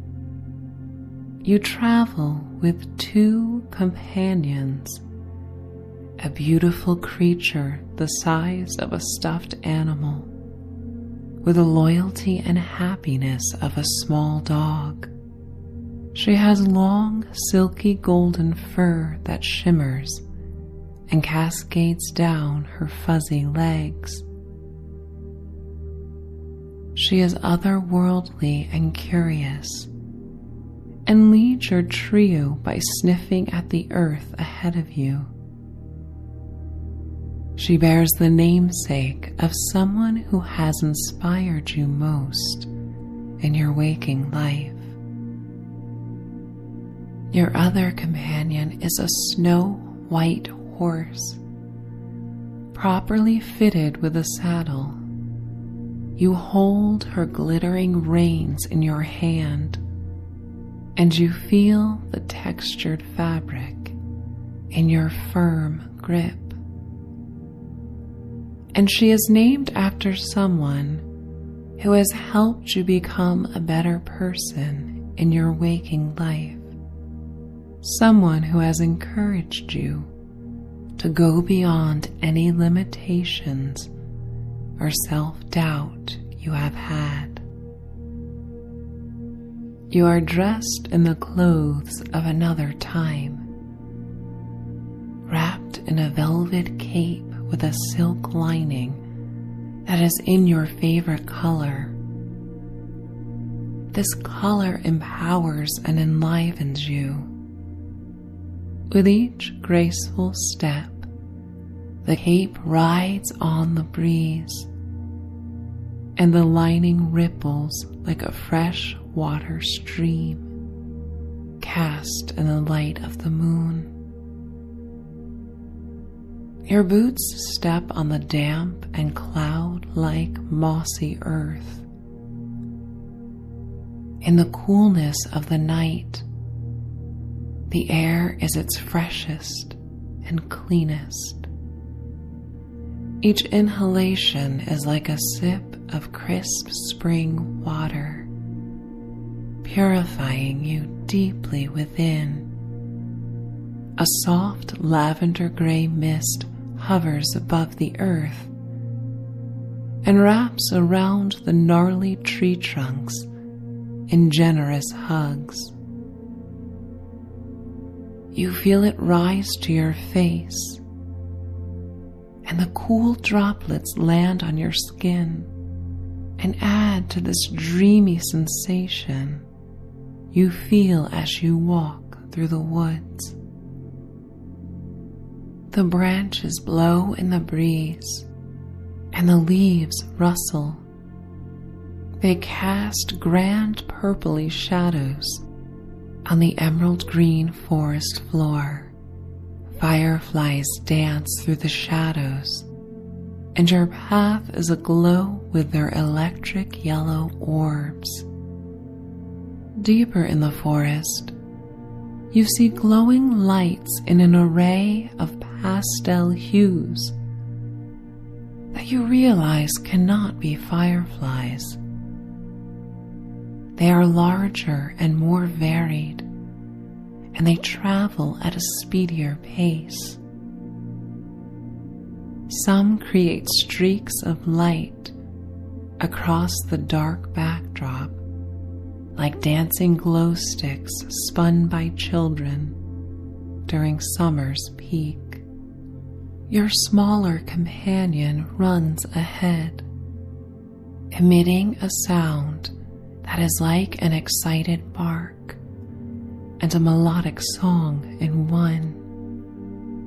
You lead your horse towards the pastel rainbow glowing objects and then realize that you are surrounded by fairies. At first, your presence is unnoticed, but then they begin to fly closer. They whisper among one another before circling you. Their wings have the colorful, intricate designs found on butterfly wings, and when you get closer, you become mesmerized by the artistic patterns. You admire their delicate hands that move upon the air with the same speed of their wings. In this sacred forest, and in this time in history, the world is a much quieter place. And in the deep silence, you can hear the softest patter of their wings on the invigorating night air. The aroma of the rich earth and sweetness of decaying leaves is overwhelmed by the fragrant aroma of honeysuckle and sweet nectar that comes from the flutter of fairies. You are soothed by their perfume and captivated by their delicate features. And while they whisper and converse with one another in a melodic language that you do not understand, you intuitively know that they are speaking in your best interest. A fairy that glows in chartreuse light, much like the depictions of Tinkerbell, flutters before you at the level of your heart. You feel a warm glow in your heart center, and a wave of light flows through your veins and arteries, warming you and tingling at the same time. You feel your body in complete alignment from head to toe. You can trace your own life force flowing through you. When the fairy speaks to you, "How can we help you?" she inquires. In the deep stillness of the forest, having traveled quite some way already, you begin to think about what you most desire: happiness, inner peace, sleep, sweet dreams. Perhaps you wish to feel magic in every day and the curiosity you once experienced when the world was a new place. Perhaps you need help in envisioning a life that better suits you. Perhaps you need help answering questions that pop up in your mind. You take a moment, knowing that deep questions require proper time to answer, and you tell the empathetic fairy what you need help with. It may very well be more than one thing. You may have an abundant list, but that's okay. This is your time to ask for what you need. And with whatever you describe, she listens along with her sisterly tribe, sending you love and compassion. And when you are done confiding in her, with a sleight of hand and a snap of her fingers, she expresses that help is on the way. She whispers, "Stay true to yourself and listen to what feels right along the way. Guidance will come when you ask." And behind the scenes, someone is always helping. The fairies surround you and your horse and tiny companion in a glowing circle that rises and falls like a strand of holiday lights billowing on the breeze. You are showered with kisses of fairies before they gradually fly away, spreading out through the forest like a galaxy of colorful stars. The chartreuse fairy flutters near your ear one last time and whispers, "Remember, even if you feel alone on your quest, help is there if you simply ask." She then takes flight and streaks through the dark trees until you can no longer see her. In the distance, you hear a babbling brook, and an internal voice urges you to follow this calming sound. Your tiny companion leads the way, and her lustrous coat of fur reflects the moonlight to help guide you through the darkness. Your horse patiently follows when you guide her rein and step carefully through a bramble of rose bushes that are in full bloom. You notice dewy droplets on the silken crimson petals, and they appear like translucent drops of molten silver. You pause and look closer. Within the reflective droplets, you see different versions of yourself throughout your life. You see the side of you that has humor and laughs and finds joy. You see the side of yourself that is forever growing and changing through time. You see yourself giving love. You see yourself exploring something that you have wanted to explore for some time. Perhaps that something is this enchanted forest. Your tiny companion looks back with imploring eyes. They reveal trust and an instinct to always make sure that you are nearby. As the sound of the babbling stream crescendos, it is joined by the song of tree frogs and the chirps of crickets. You walk past a den where a fawn sleeps with her mother. They are both curled up like cats on a sofa.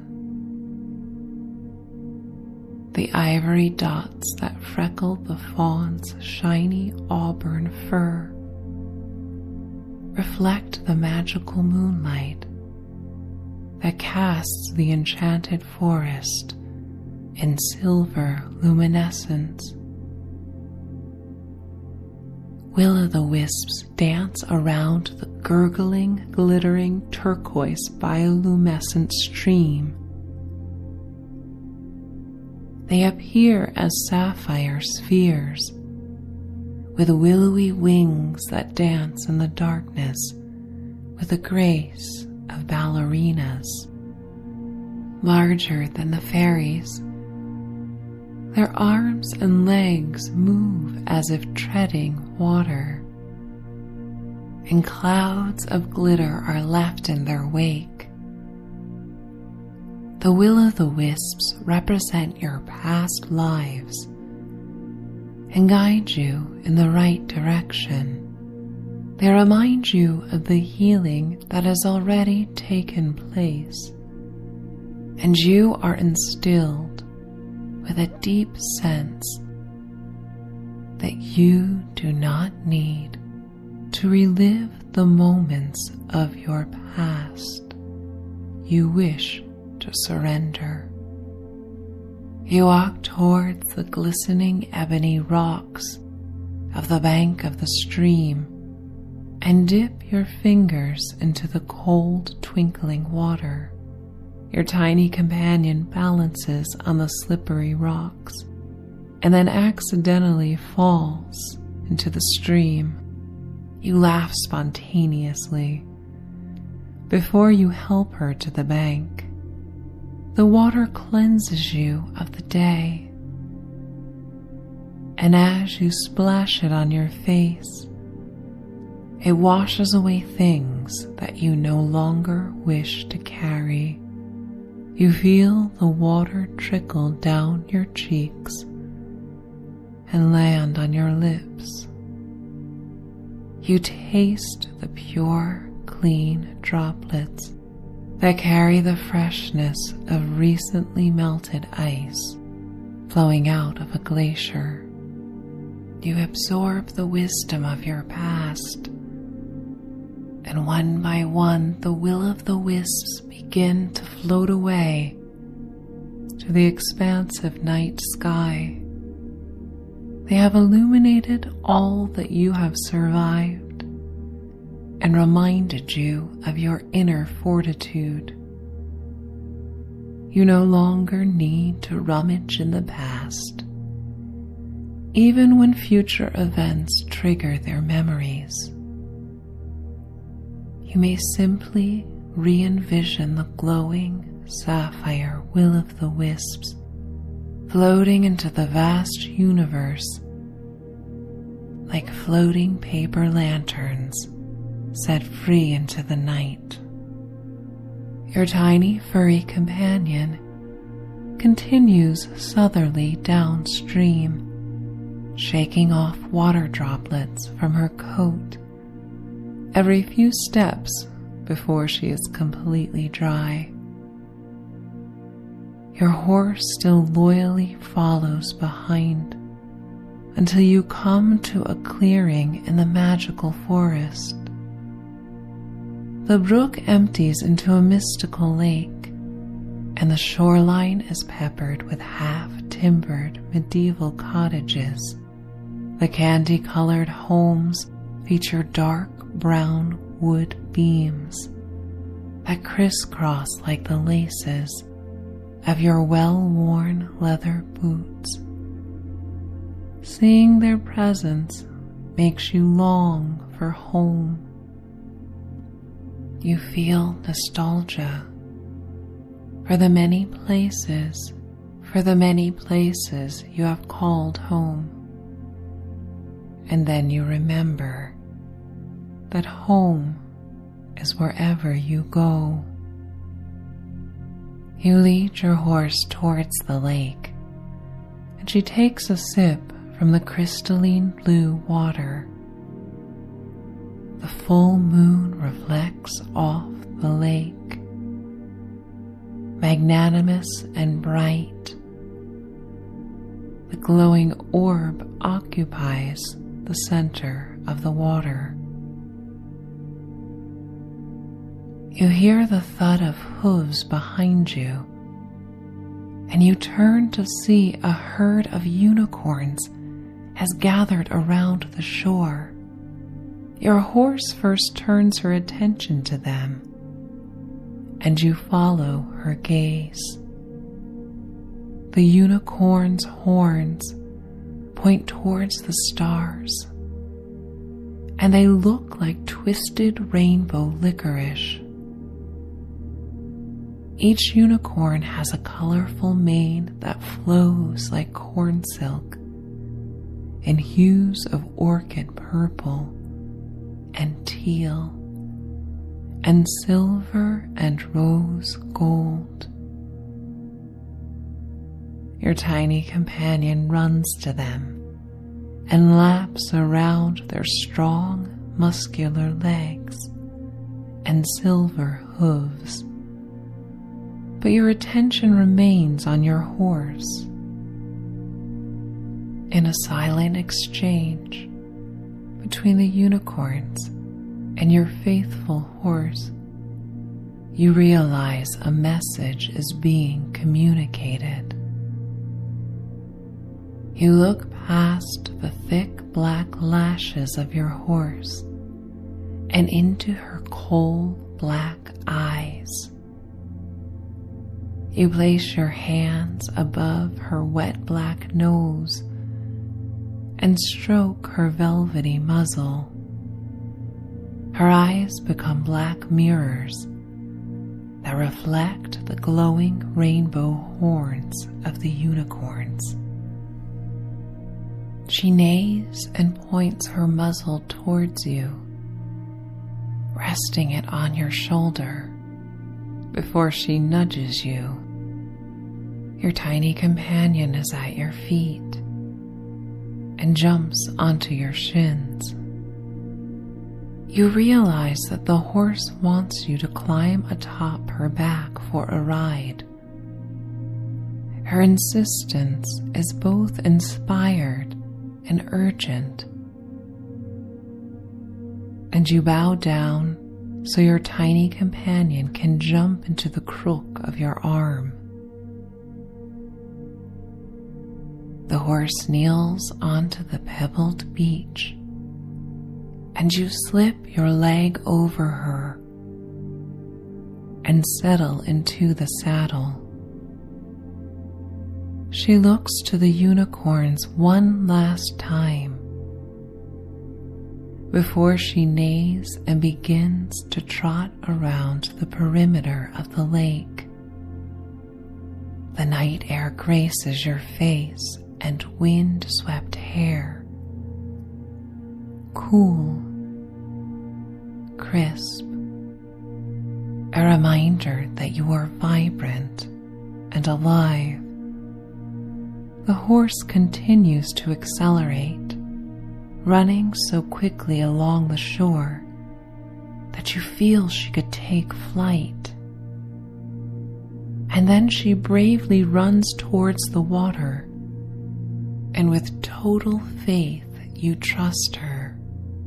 Her hooves grace the shallow water, and then suddenly her harness and saddle dissolve into stardust, floating down towards the lake like burning embers and sparks of a campfire being put out.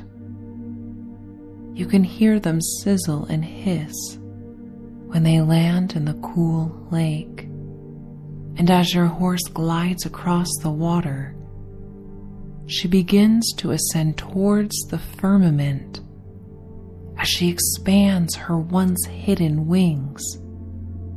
For your horse is not a horse at all.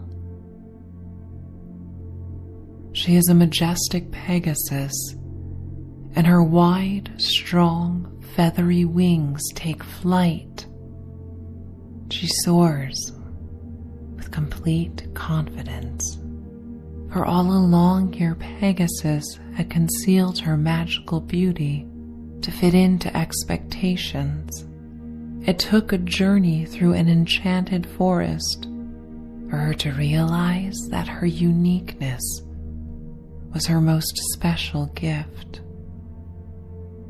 As you soar high above the medieval villages and castles below, you feel the parts of you that are unique and magical awaken. You envision a dreamscape on this fortuitous night where you may ride the waves of dreams of possibilities that arrive when you embrace these parts of yourself. You free yourself of the cape and watch it float towards the beautiful valley like a parachute.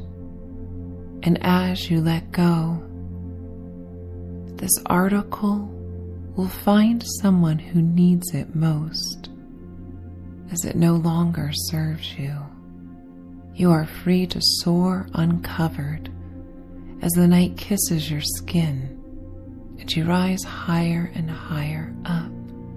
From land, the night sky appeared to be a solid indigo black, but as you get closer, you find you are gliding through streams of magenta and amethyst and turquoise and cobalt blue. You realize that nothing is quite as it seems. Perspective colors everything. You shoot your heart towards the moon, and the Pegasus leads you in ascension, higher and higher up. The silver, gray, and charcoal lunar craters of the moon reveal the face of a woman. She smiles kindly down on you, and you start to feel tired. The moonbeams become a projector on the night sky, and in this projection you see yourself tucked into bed, content in a deep sleep. The blankets to cover you rise and fall like the waves on a lake, undulating from the breath that comes from your sleeping body. The image fades away, and you are suddenly dressed in your pajamas, perched on the Pegasus with your tiny companion. Sleepiness creeps in, and your body feels the splendor and soft burn that comes after an adventurous, well-lived day. Your tiny companion snuggles against your belly and yawns.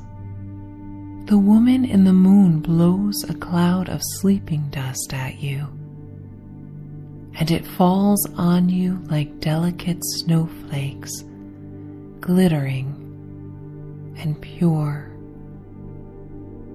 You are ready to surrender to sleep, and the Pegasus guides you through the night back to the nearby lakeside village. Your arms hug around her neck, and your tiny companion is tucked within the curve of your ribs as you lean forward.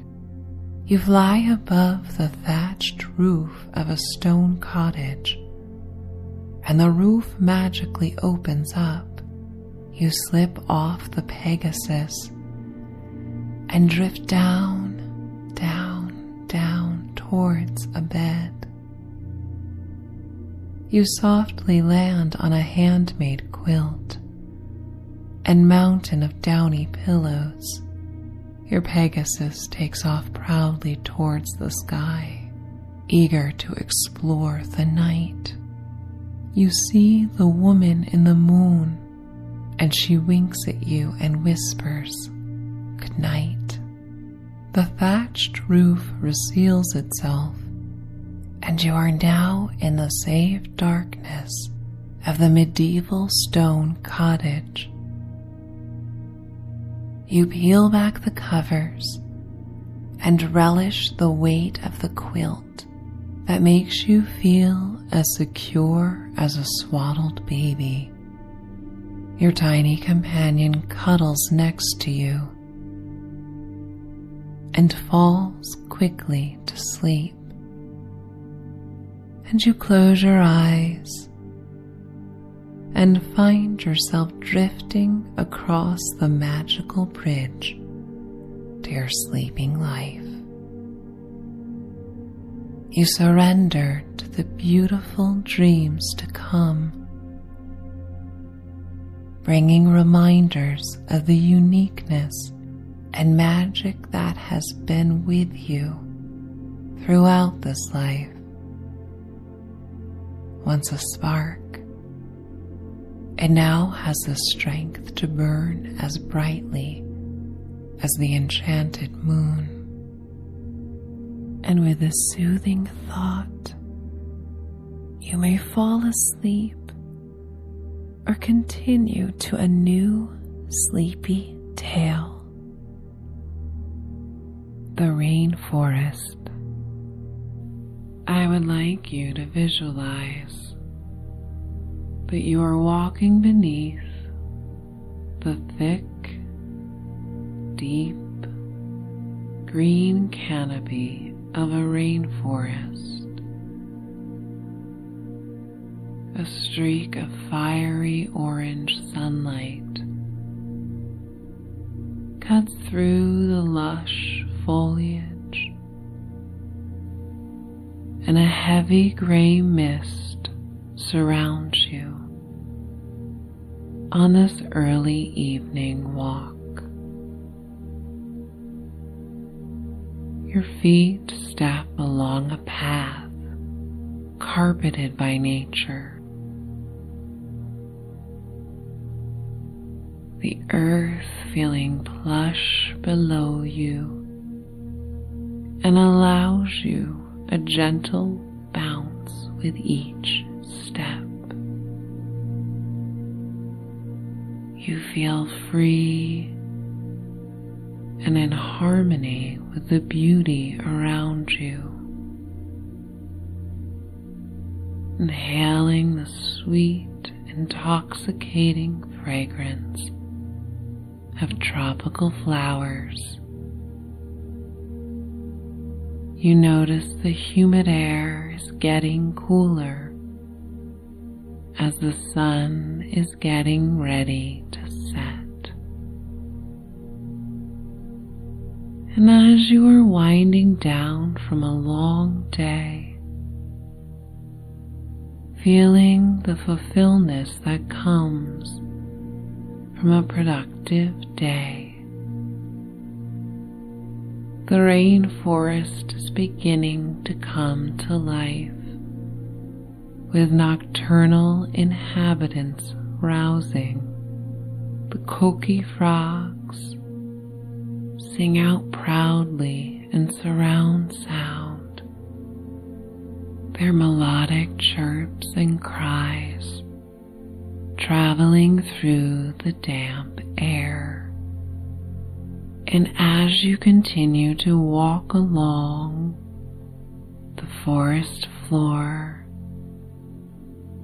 you notice a parrot in flight. The blue tips of this graceful green bird revealed as he soars ahead and emits a bugle-like call. These tranquil sounds coming together in harmony, at first starting isolated, but then blending together as if a symphony that has just warmed up and been taken by the graceful lead of a conductor.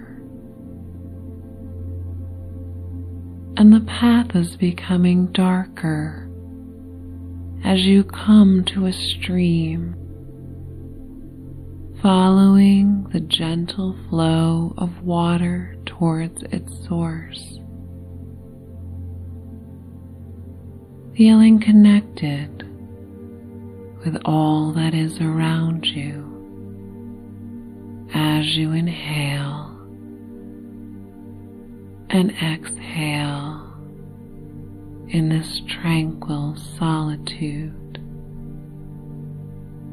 enjoying the sense of being part of something, while also feeling a sense of independence and confidence. Up ahead, you come to the source of the stream, a softly flowing waterfall. And this water is special in that it glitters in bioluminescence, sparkling the more that the forest darkens. And you touch this tepid, magical water, feeling a spontaneous desire to immerse yourself in the fresh, clean waves. You remove your shoes and outer layers, allowing your bare feet to grasp the cool, slick stones that lead you deeper down into the water. And once the water is above your knees, immersing you in a cleansing coolness, you begin to swim, expanding your arms ahead of you, swimming with ease towards the small white crests and bubbles formed from the crashing waterfall overhead. Cool waters lap over your face and hair as you tilt your head back in pure bliss as the waterfall massages your neck and shoulders. You taste the minerality in the clean water droplets on your lips, feeling calm, at ease,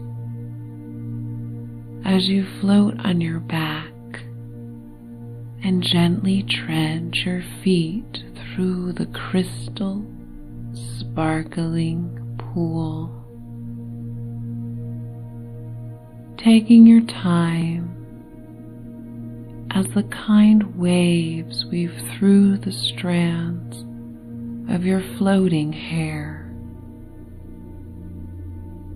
looking up at the majestic canopy of dark emerald green above, and sense a deep relaxation, a desire to rest. So you bring yourself out of the waters,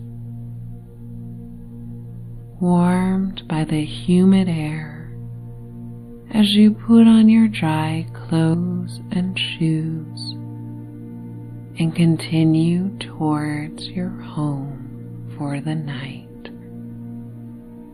You come upon a rock staircase that runs along the waterfall and begin to climb one step at a time, feeling so grateful for the strength your body has as it carries you further and further up. And this last step brings you to a foothill where an old bridge awaits you. This bridge crosses over the rushing stream above the waterfall, and you approach it as you feel the sturdy wooden planks of this footbridge, and the sense of tiredness is getting stronger as you take one step at a time, plank by plank, inhaling the clean night air, now fragrant with an evening mist that indicates the passing storm may be on its way. A gentle breeze rustles by, giving reprieve from the tropical air. And you know by crossing this bridge, you are leaving behind the adventures of an active day and crossing towards the deserved respite that awaits ahead. Feeling safe, feeling accomplished. On the other side of the bridge, you intuitively follow a path and see your own tree hut that awaits you ahead. The structure is a modern, sturdy wooden home, married to the tropical trees that surround it. A tree hut just nestled in, safely contained. And you continue on, feeling so tired and ready for bed, one step at a time, climbing further up each step until you reach the front door, which has a hand-carved wooden branch as the knob, and you feel the cool smoothness in your hand as you open it and step into the open-air hut with A-frame ceilings made of smooth red wood and glass skylights that allow you to see through a clearing in the canopy of trees up towards the sky and darkened clouds coming in. And from the side windows, you may peer out into the surrounding forest as if a voyeur in this magical landscape. In the center of the room is a large canopy bed with white gossamer draped around it. And waiting for you on this bed is a folded set of clean bedclothes in your favorite fabric and color. You change into them, your skin still feeling fresh and clean from frolicking in the waterfall. You notice how perfectly the cloth falls around your body, smelling of a natural fragrance you most enjoy, perhaps lavender or a tropical fragrance of coconut and sandalwood. And as darkness sets outside, the room is suddenly aglow from colorful glass lanterns that light up like clockwork, casting shadows and warm tones of oranges and reds and purples all around the space. And on the glass skylights above, you notice yellow flashes of light coming from the native cucuyo bugs that illuminate the darkness with their inherent glow. The wind picks up speed, rustling around as you get into your bed, going under the cool cotton sheets. A ceiling fan blows the cooling air across the room, and it's almost as if it is whispering you towards a night of sleep. The first few drops of rain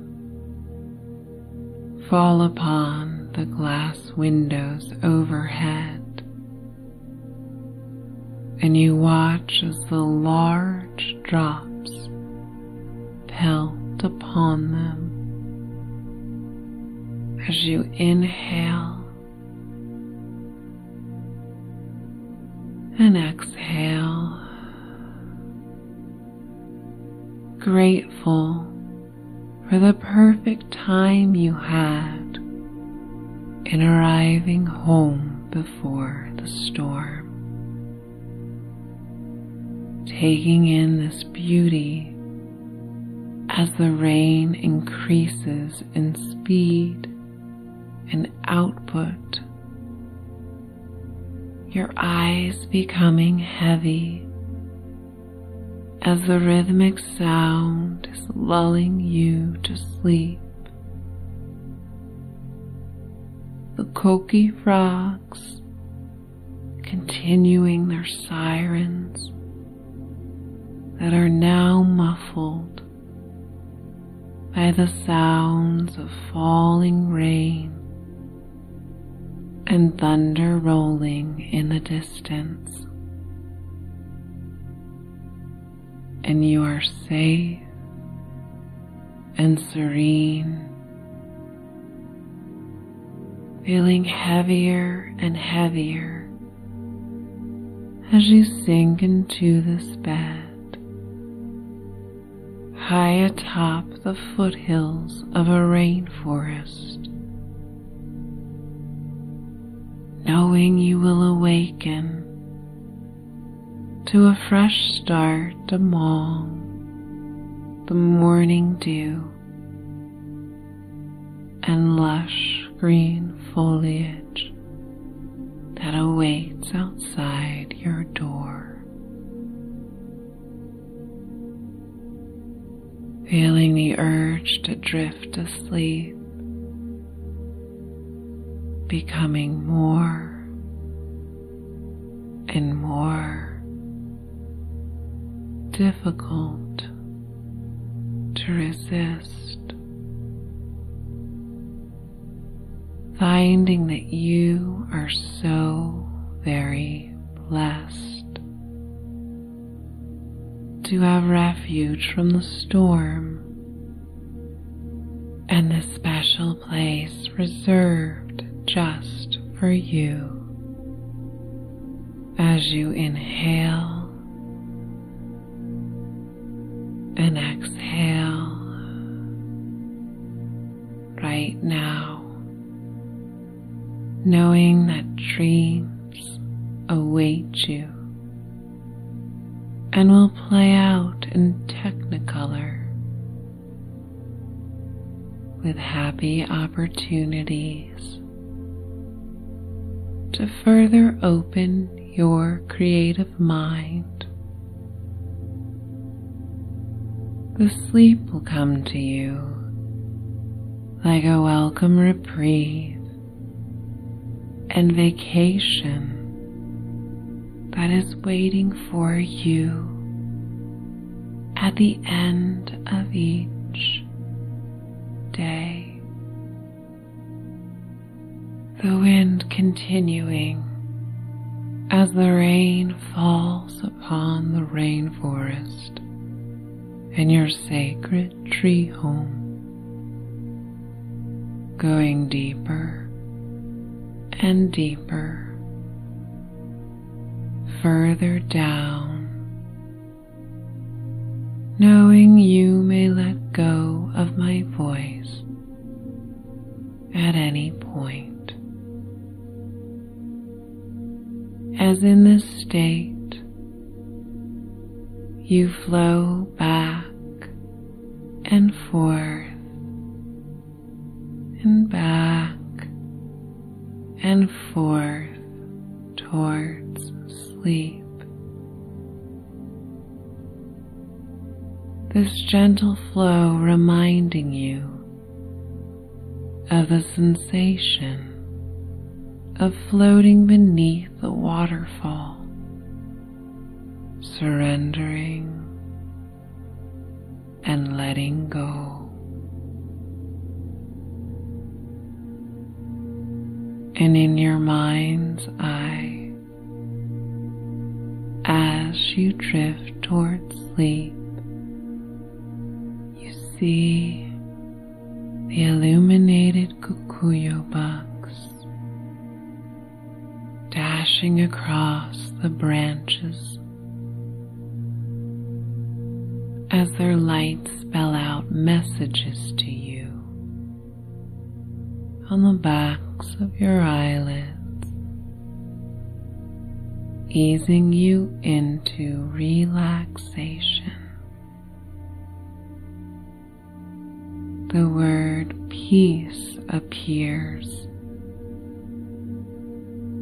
and you cannot help but feel the arrival of peace in your heart center, flowing and rippling from your heart center to your fingertips and toes, to the crown of your head, in a softly tingling sensation as you inhale and exhale. You suddenly see the dancing Kikuyos spell the word love, and you feel the rippling wave of love coming over you like a gentle breeze. And lastly, they spell out let go. And it comes to you without effort as you let go. How easy it is to just let go. Feeling how the winds bring a gentle sway to your home. This rocking back and forth, so easy, so calming, as the rhythmic and continuous patter of rain brings you to sleep, arriving to sleep as if on your own white chariot, as you inhale and exhale, going deeper and deeper down, sinking into the heaviness you feel. Just letting your tired muscles cascade over your bones and joints like melted wax, drifting, letting go, surrendering. Inside you feel a warm orb radiating from your solar plexus, warming your torso and all your inner organs as you inhale and exhale, serene and grateful, plugged into the moment, satisfied, at peace, and you may rest, breathing in and breathing out. You are free to drift further and further away to a dreamy world, beautiful and serene. And you are floating deeper and deeper down, drifting away, closer to sleep, finding surrender, knowing you may luxuriate in this time for renewal and respite.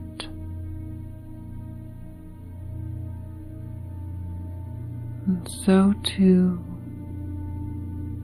you may feel the earned freedom of letting go, of finding sleep, snuggled in, all your muscles having been used and feeling the fatigue as it settles in, letting go, and you will fall into a sleep with dreams of renewal, as fresh and green and lush as the rainforest around you. And it makes all of right now easy to let go, because you may relax as you drift asleep and do all that you need to do to heal and recover from the day. Right now, drifting down, down, down, letting your consciousness drift away with the tropical rainstorm, remembering how connected you are to this life and to all the beauty that surrounds you. and you may enjoy the beauty of sleep, or you may listen to one last sleep story set in a forest. The bamboo forest. You visualize that your feet are stepping upon a layer of brown bamboo husks that cover the earth. Adorned in boots, you feel the tight laces tied around your feet and ankles, and enjoying this perfect shoe for balance. And your shoulders are comfortably weighed down with the straps of your rucksack that is stocked with necessary items for this overnight trek. You feel strong and alive. The air smells of morning, that unique aroma of wet earth and dewy plant life as the sun warms the tiny water droplets and they evaporate into the air. You are nestled within reeds of bamboo that are like towers, reaching more than double your height towards the clear cerulean blue sky overhead. The terrain consists of rolling hills surrounded by mountains that disappear from your view as you walk deeper into the forest. The sun streaks down through the towering green bamboo that sways in the gentle summer's breeze. The rays of light create a soft glow in thin streams, interrupted by the abundant bamboo. The soundscape soothes you deeply as the sway of these slender reeds and canopy of feathery green leaves rustle in a soft sound you have not heard before. It is unique to this forest and causes a tingle down your spine as it reminds you of the softest of sensations upon your skin and body. As sunlight illuminates the tops of the swaying bamboo, it creates a bright green cast upon the forest floor. And as you walk, you feel as if you are walking through a sea of green, which may be why this forest has been referred to as the Sea of Green.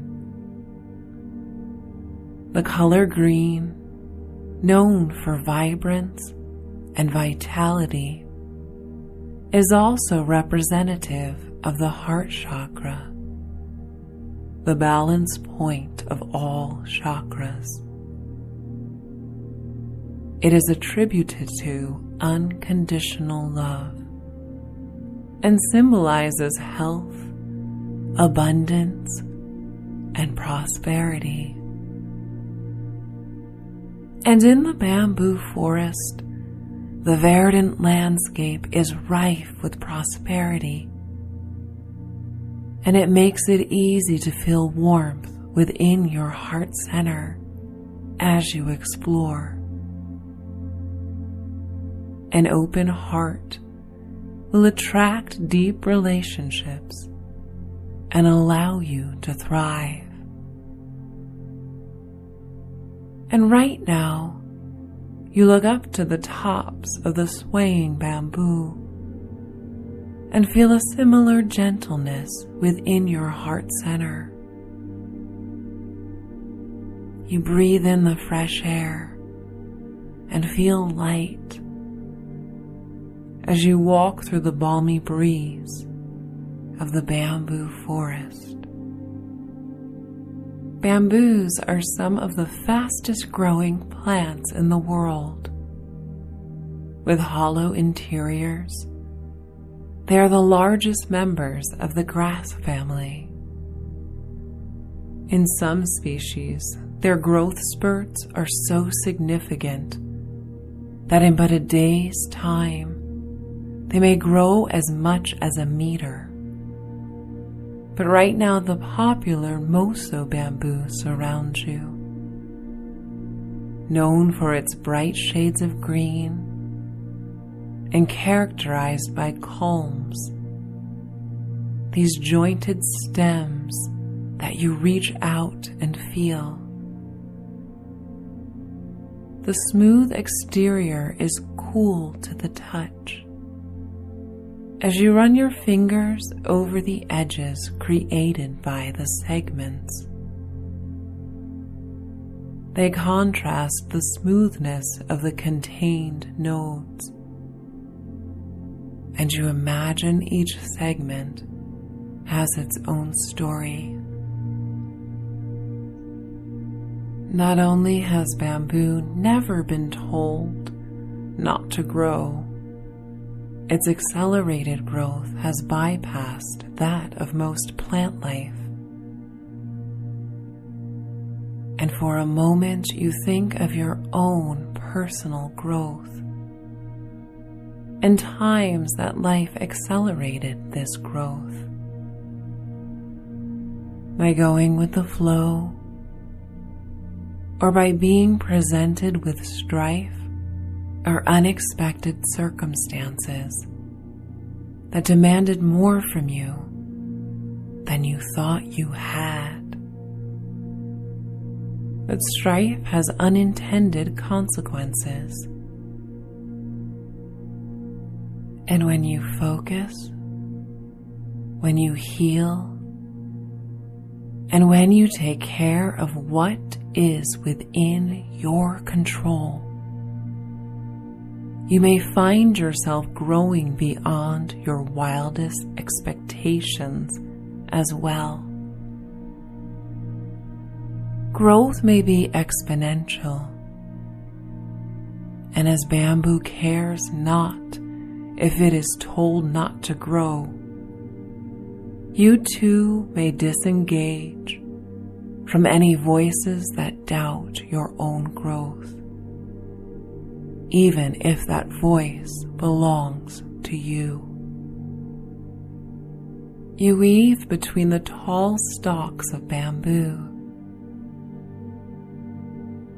and your hands grasp them in the same way that you would hold onto monkey bars as a kid, using them to balance yourself on the uneven terrain.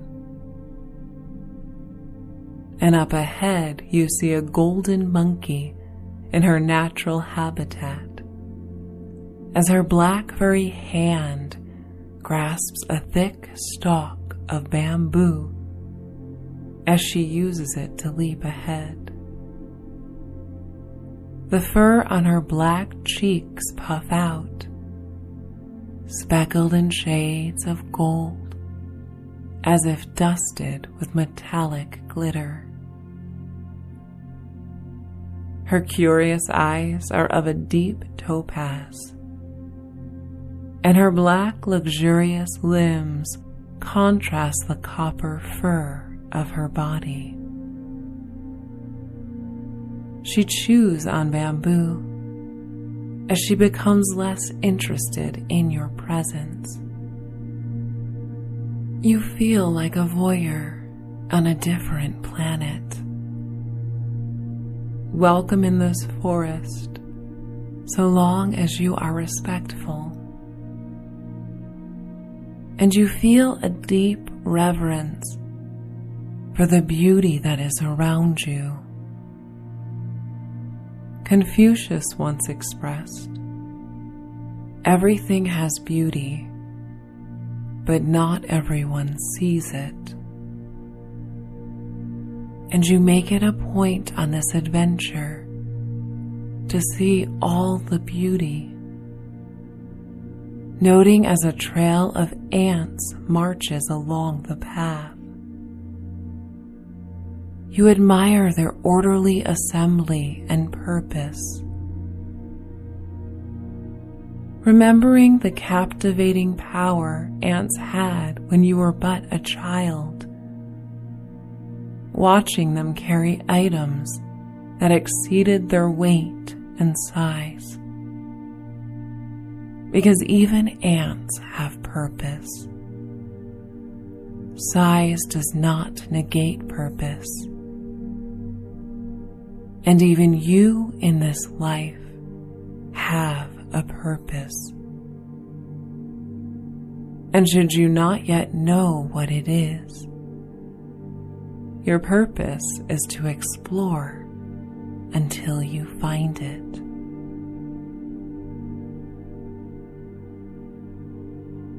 And even now, you are getting in tune with the deeper parts of yourself and your bigger purpose. You go deeper and deeper within the forest, allowing your intuition to guide you.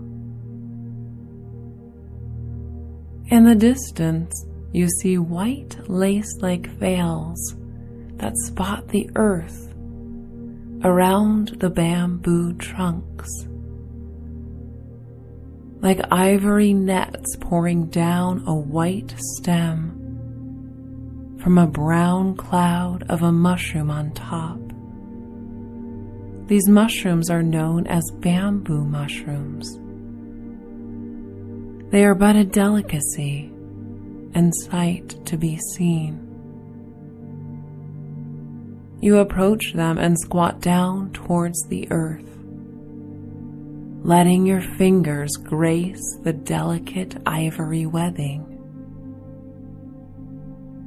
And your attention drifts to thoughts about all the wonders of the world. There are so many things you have yet to see and experience for the first time. And this walk through the bamboo forest is a reminder of that. Whenever you feel stuck or uninspired, you may think of the treasures of Mother Earth that are yet to be explored. Walking onward, you see a nook within the forest where the bamboo forms a cove, and within the shadows you see a giant panda eating bamboo.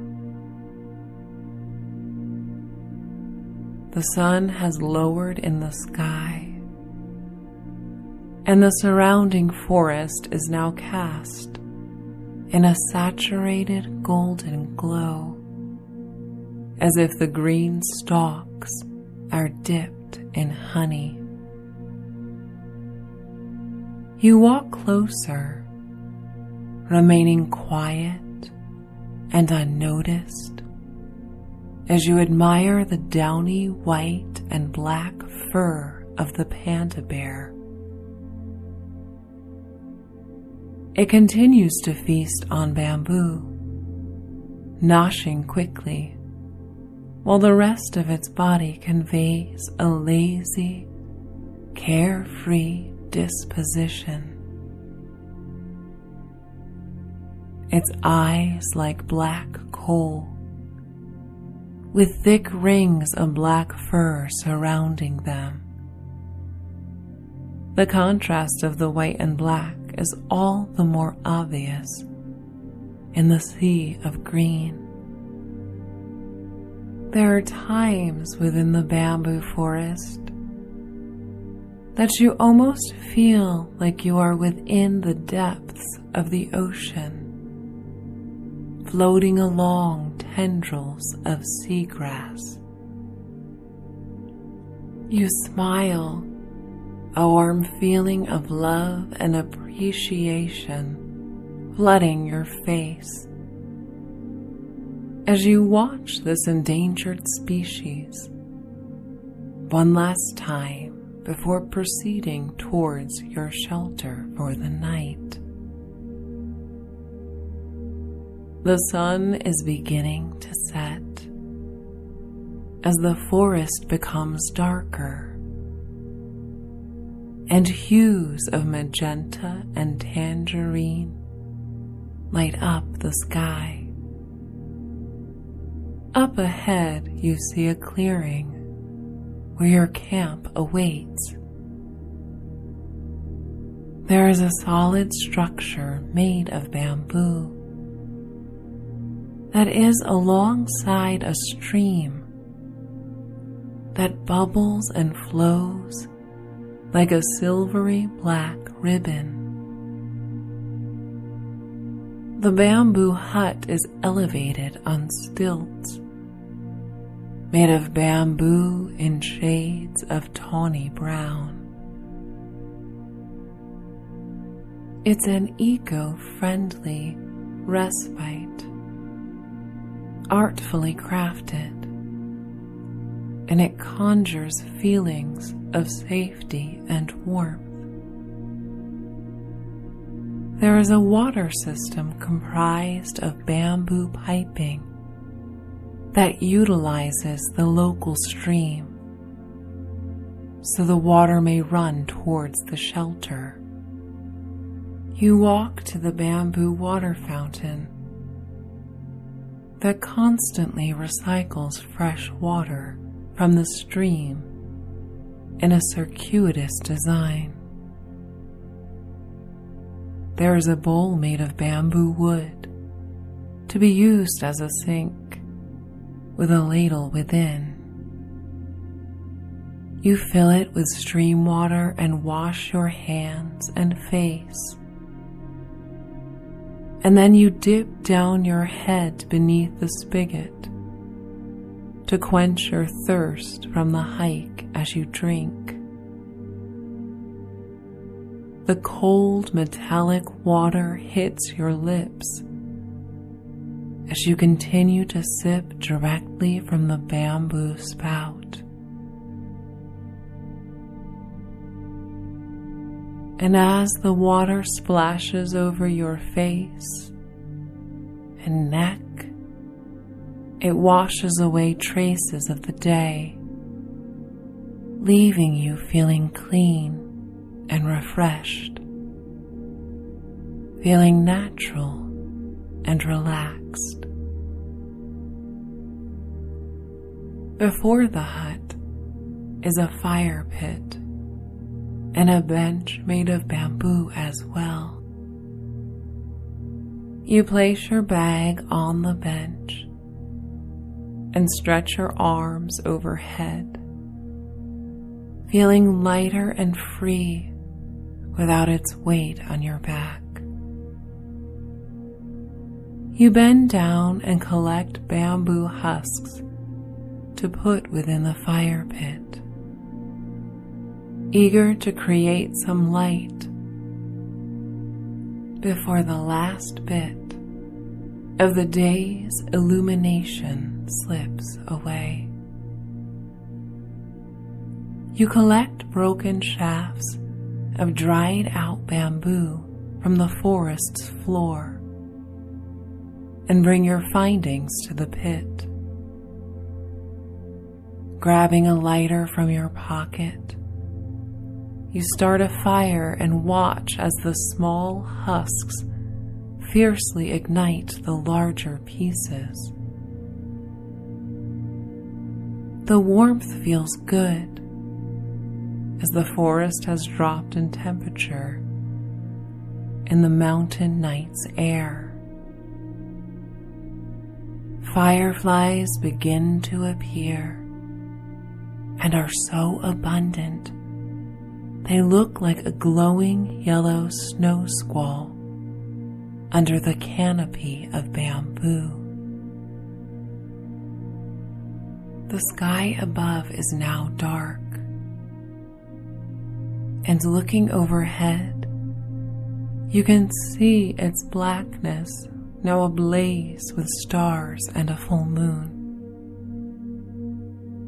White moonlight now floats through the stalks of bamboo, illuminating them like towering dark green skyscrapers that protect the clearing.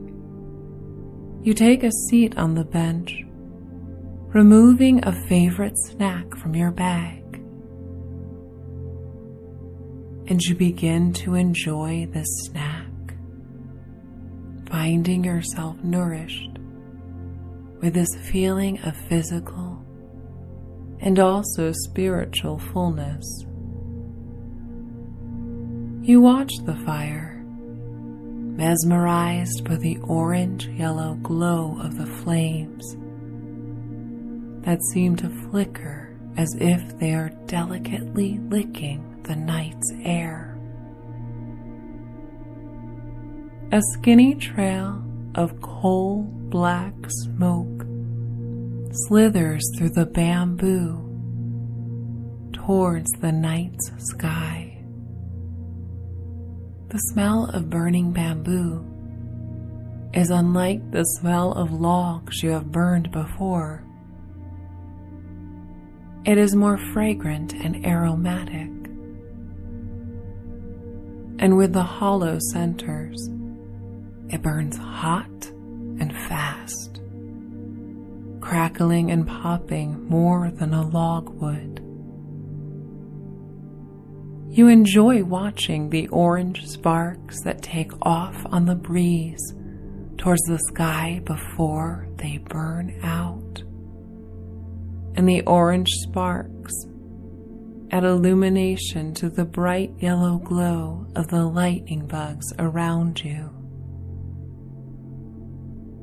You feel your own inner spark that was fed by the adventures of the day, allowing you to feel enlivened by new discoveries, to reconnect with the deepest parts of you, because you are life. The bamboo forest is life. The pandas, the stream, the energy around you, and the stillness and solitude that is found within the comforts of these hills where the bamboo grows. Bamboo is considered a sign of humility. As the taller it grows, the more it bows down towards the earth, reaching for the light and yet graciously bending with reverence towards the earth. And you too may be like bamboo. You may grow without admonishment. You may bow down with humility. You may reach for the sun while you bow to the earth. The fire dies down as embers remain, and you feel tiredness creeping in. You put out the rest of the fire with water from the spout that you carry with the bamboo ladle. Listening to it sizzle, you rely on the light of the full moon to guide you to the bamboo hut where you may sleep for the night.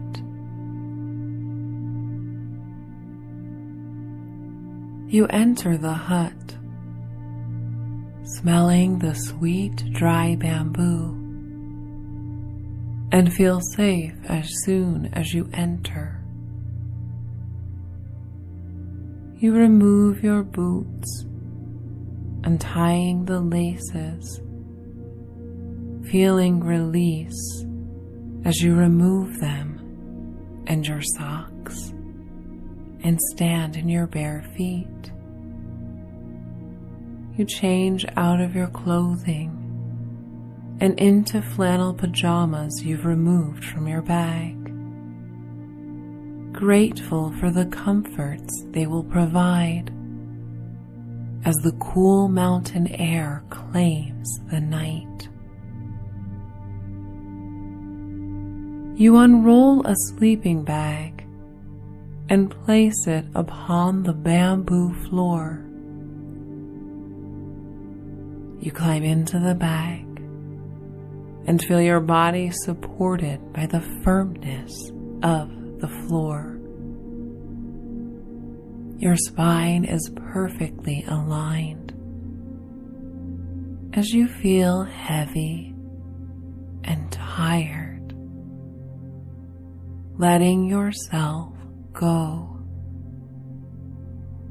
releasing all physical holding of tension from the day.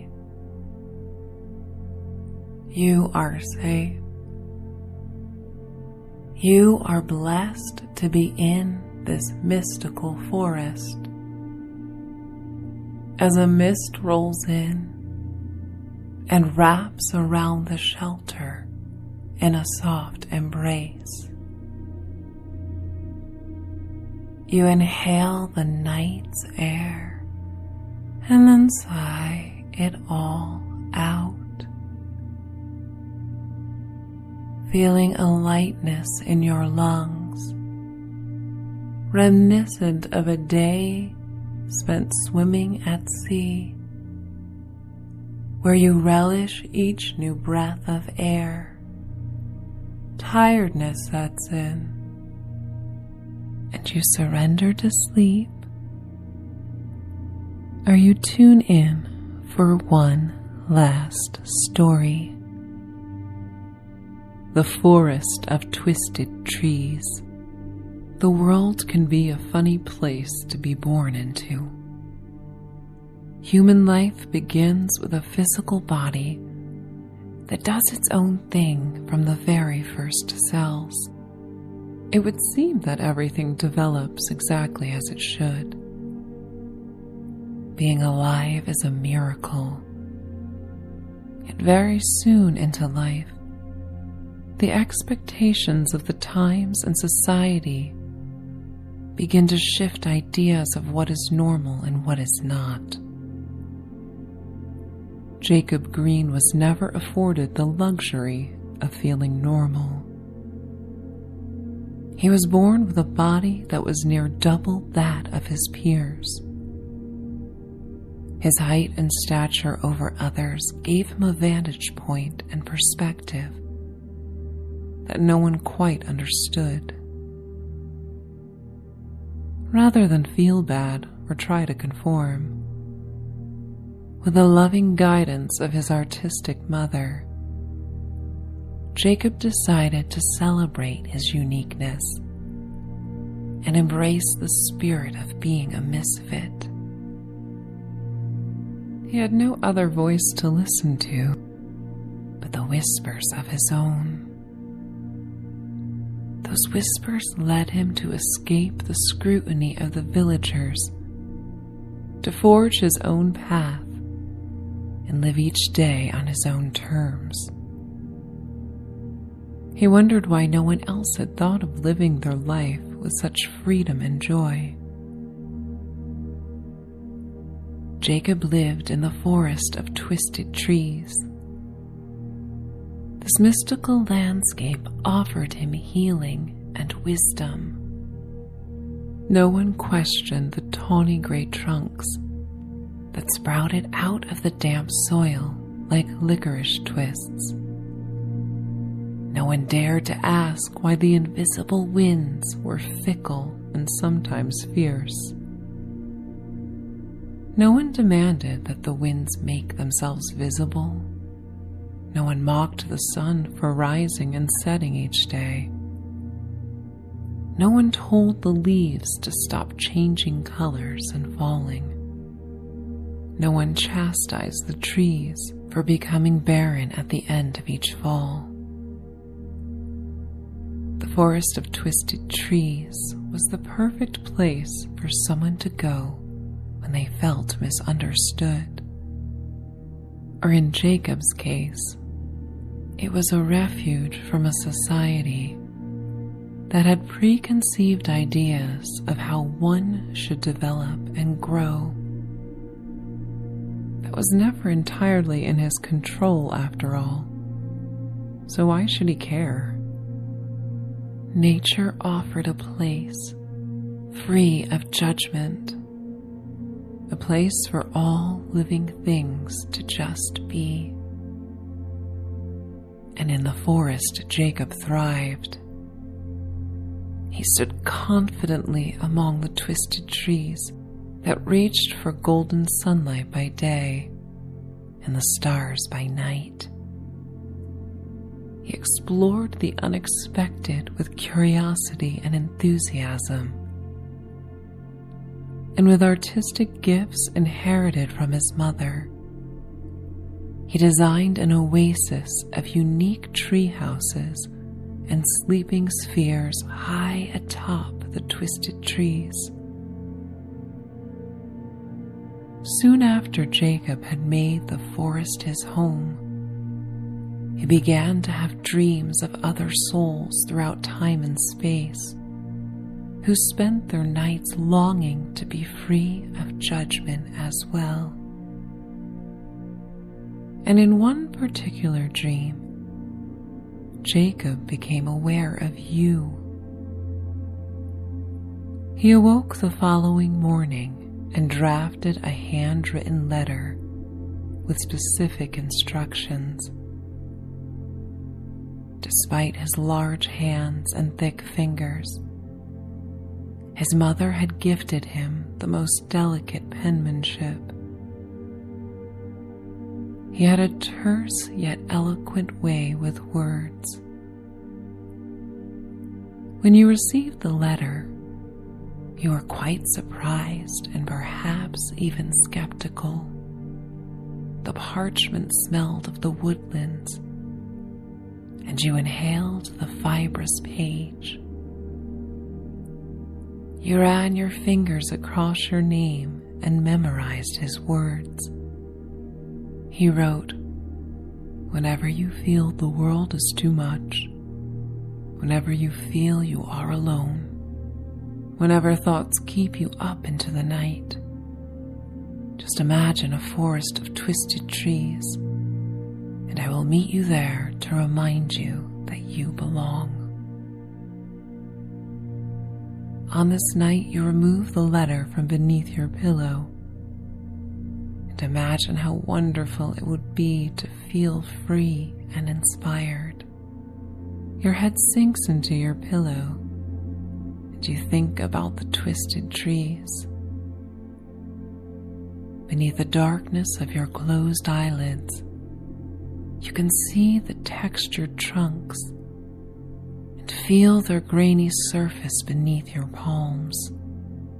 You imagine the clean, crisp air of autumn as you inhale. And suddenly you hear the whispering voice of Jacob. "Would you like to come away?"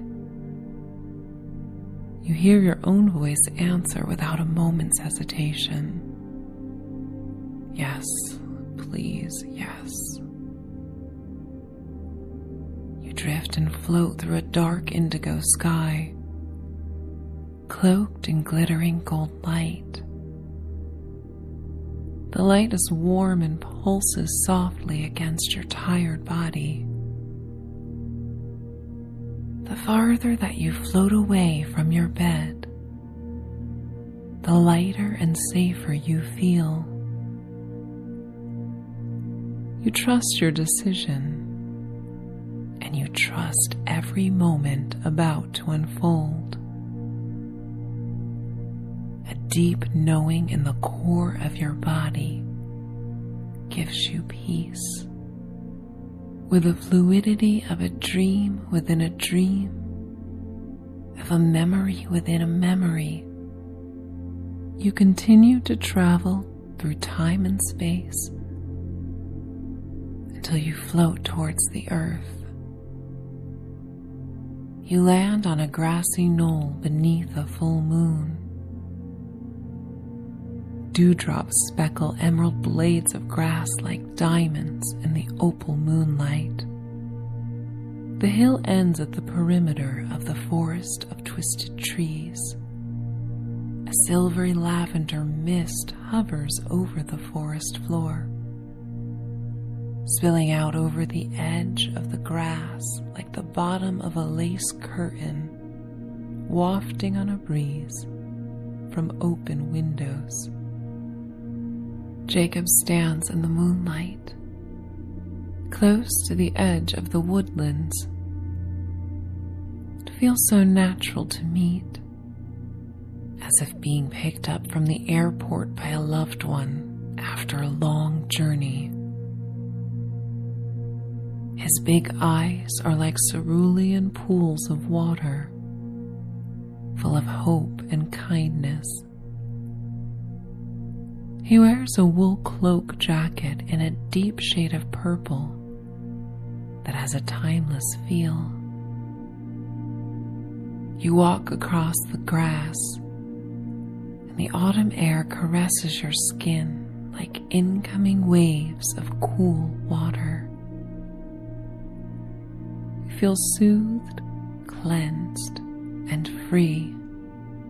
The joy of being someplace new and yet familiar causes your heart center to radiate warmth. As you inhale and then exhale the evergreen scented air, your breath condenses in small white puffs. Jacob moves with grace, and his beautiful hands reach out to you with a gift neatly and tightly folded like a blanket. You thank him, so touched, and like a stray cloud in a perfect sky, the thought comes to you: do I deserve this? And telepathically, Jacob's kind and whispering words stop your thought. Never question the gifts you deserve. You smile, and so does he, as you unfold the article and find it is the coat of your dreams. It is from whatever style, fabric, and design that makes you happiest. You put it on and feel instantly warmed from the damp night air. The coat is a perfect fit. It makes you feel loved and cherished and cared for.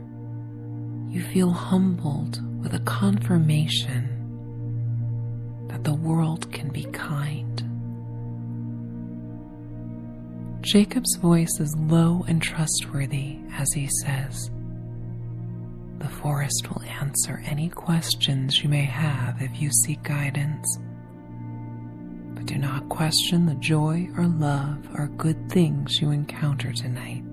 Just know that you are worthy of every one of them. Promise me that." You nod your head and promise. This new friend has been so kind. You find this to be a simple request. You smile and think to yourself, I deserve this. Jacob steps into the woods, and his cloak dances on the evening breeze. The edge of the forest has an array of evergreen trees that perfume the air. They are soon replaced with the legendary twisted trees. You cannot resist placing your palms on the spiraling edges. All the trees are uniquely formed.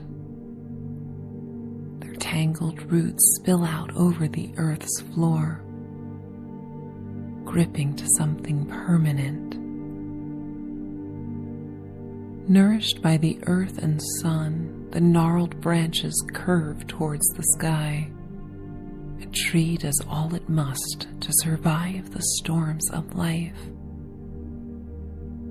It lets go of its leaves when the temperature changes, to not be weighed down by snow or damaged by winter winds.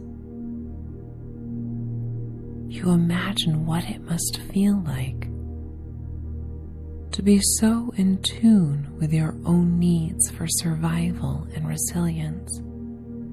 Is there anything more you may do in your life to meet these needs for yourself? You wonder more as you go. You follow the deep impressions made in the earth by Jacob's large ebony boots. Fallen leaves and tiny twigs crunch beneath your feet as you admire the twisted trees. Not one is the same. The trees do not compare themselves to each other. What a silly idea for a tree to do. And it makes you question, why ever would a human being compare themselves to one another as well?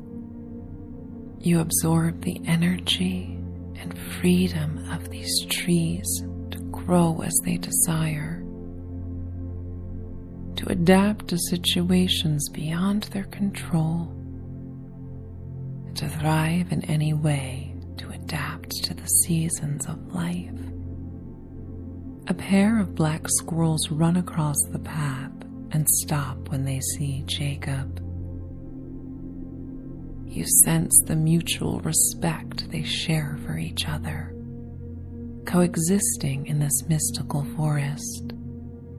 Jacob brings you to a narrow river that weaves between the twisted trees like a sparkling midnight blue ribbon. The most beautiful wooden boat you have ever seen gleams in the moonlight. Jacob assists you into the boat and then sits behind you. He seamlessly guides the boat southerly towards the heart of the forest. You run your hands across the polished amber-hued wood. It feels cool, solid, and smooth. Jacob reveals he has made this boat after having many inspiring dreams of leading visitors on healing journeys through the woods. You sink back into a plush satiny pillow as Jacob paddles downstream. A mist hovers over the water, slithering like a silver tulle veil on the breeze. You look through the twisty barren branches of the trees to take in the velvety sky. The stars twinkle between the tiny branches, and the full moon takes center stage. Everything in this moment sparkles in the pearly moonlight. The rocks that line the riverbed, the ripples on the water, the night sky, the shiny carpet of damp jewel-toned leaves that scatter across the earth. The beauty creates a memory you will hold on to when you need to feel good. Floating downstream, your body surrenders to the ebb and flow of the boat as you inhale the sweet autumn air.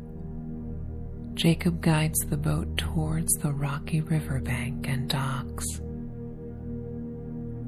He rises first and exits the boat, backlit by the lustrous moon. He extends his big palm, and you hold on as he helps you out of the boat and onto land. You realize the glistering light behind him is not only from the moon. As he moves forward, you see a twisted tree that was blocked from view. This tree is completely unlike all the others. A different type of crystal dangles from each branch, covering all spectrums of the rainbow. Jacob ducks beneath the branches of the tree and you follow.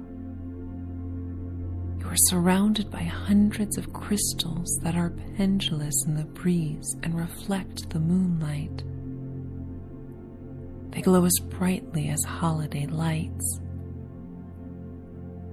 Jacob explains that for some unknown reason, when this healing tree revealed itself from the earth, these crystals sprouted like buds and grew like leaves.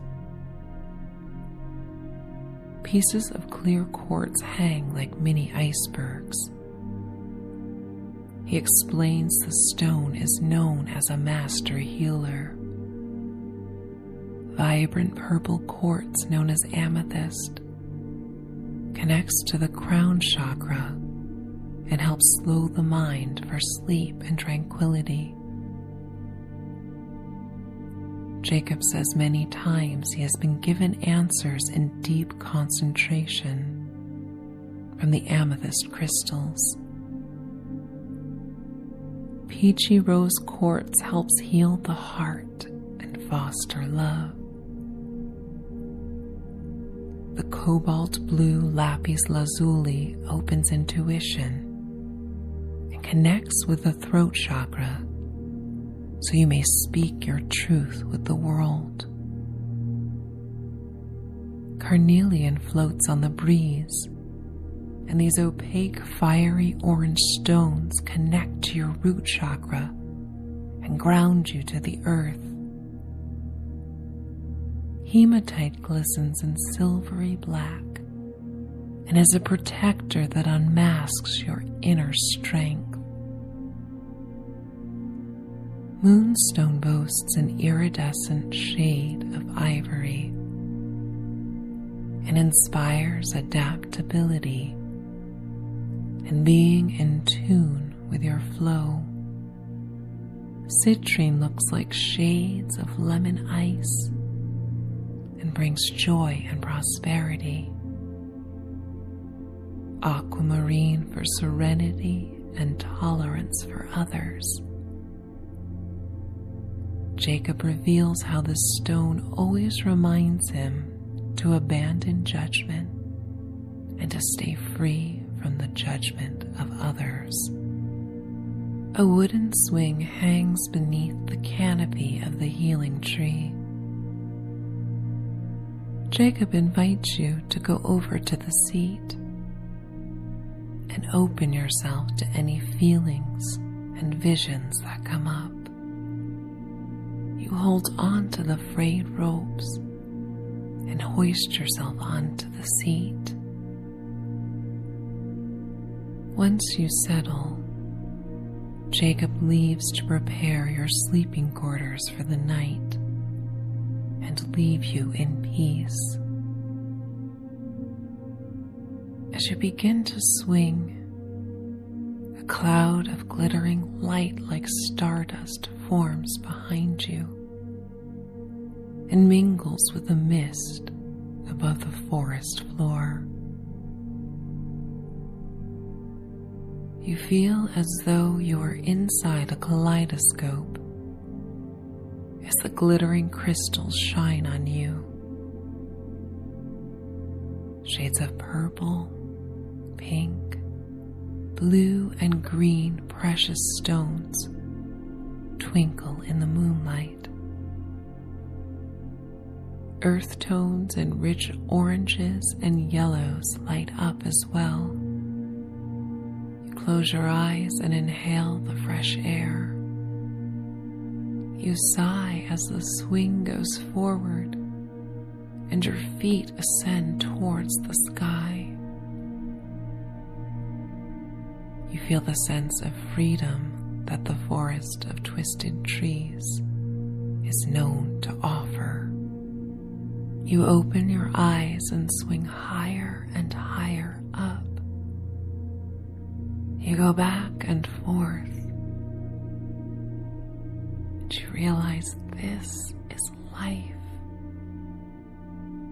This is the feeling you had at times, long before you tried to be anything but yourself. This is what it feels like for a young child to run through a field of grass in summer for the first time,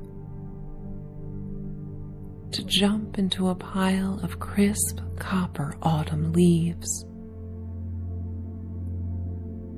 what it feels like to have the mist of the surf on your face the first time, the warmth of morning sunlight that offers a new day, the rainbow array of crystals that dangle from the twisted branches and twigs, dance on the autumn winds in tandem with your motions back and forth. Every part of your body is in alignment, from head to toe. You feel alive and joyous. You imagine this is how you could feel more often if you simply listened to the deepest parts of yourself. And these parts may only be heard when the rest of the world is dimmed to a quiet hush. You can see yourself as an observer, from the outside looking in. You see the beauty and softness in your face and vitality in your body. This night is a gift. You look to the stars and make a wish. You make as many wishes as it takes to fully see and feel the life you desire.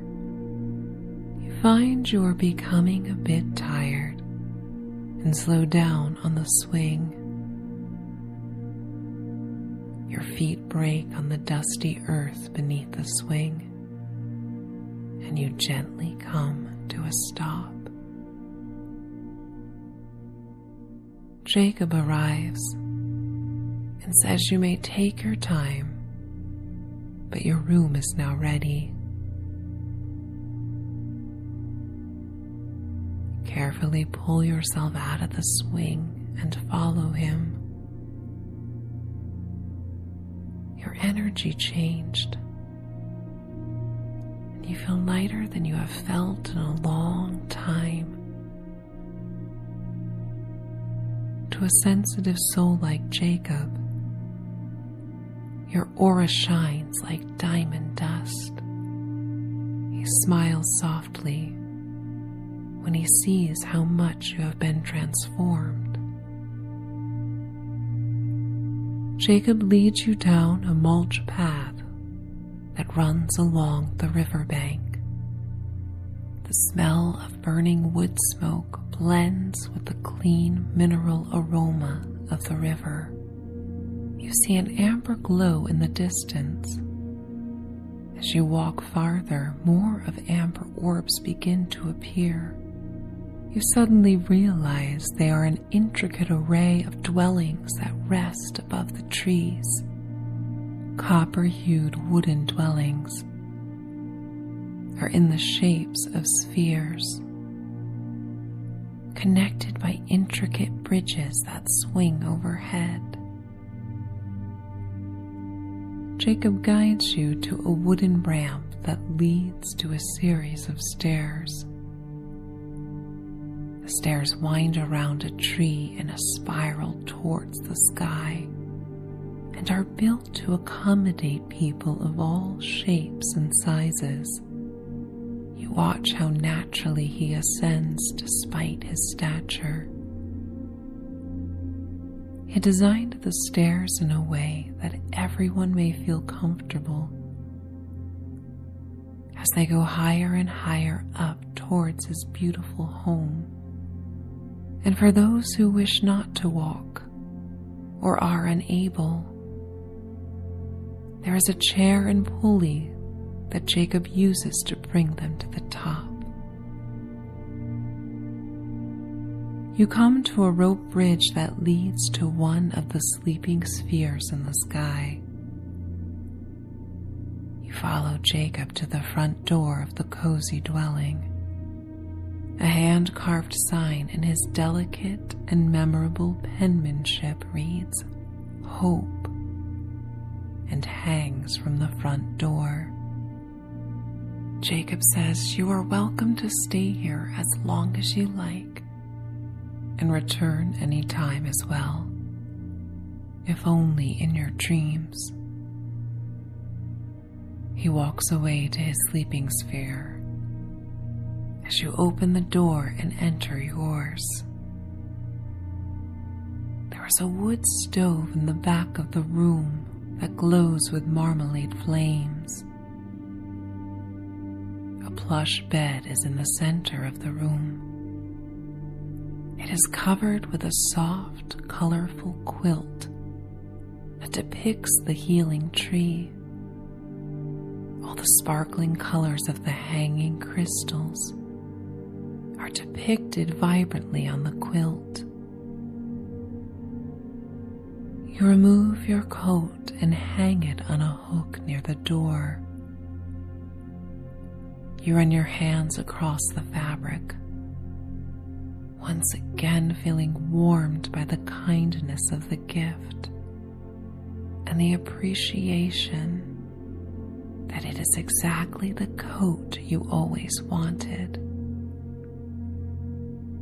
There is a small washroom where you go and splash your face and drink a glass of water. A pair of plush pajamas are folded on a side table. You change into them and feel as though they are the best fitting and softest pajamas you have ever worn. You return to the bed and peel back the quilt. You climb atop the plush mattress and go under the crisp, cool sheets. They smell of fresh linen dried in the sun. Your head sinks into the fluffy pillows that are stuffed with cedar shavings and cotton fluff. The ceilings are very high, and a large skylight window spreads across the top of the ceiling over the bed. You look at the stars and velvety black sky.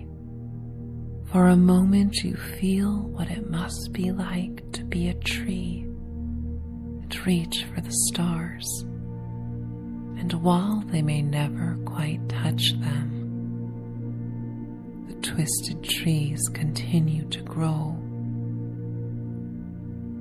And given their windy branches, it takes even longer for them to achieve height. Yet they never stop trying. This thought gives you hope. Your eyelids become very heavy and you close them. The sphere rocks ever so slightly atop the trees, and you are gently rocked to sleep.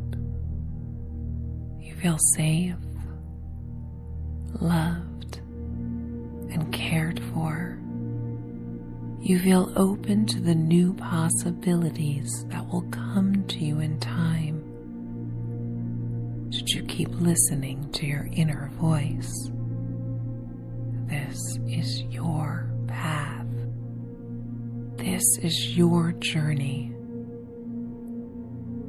You decide on the road you choose to forge.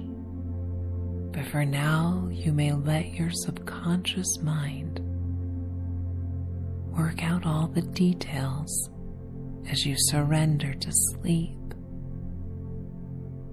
You are free to cross the bridge that connects you from your waking life to your dreaming life.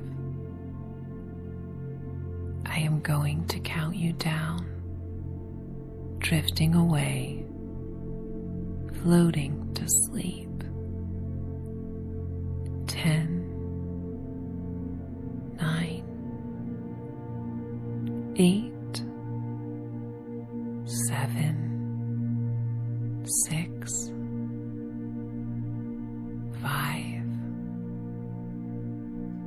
4,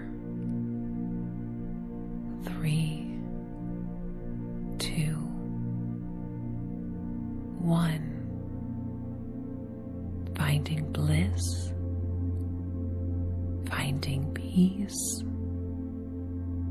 finding joy,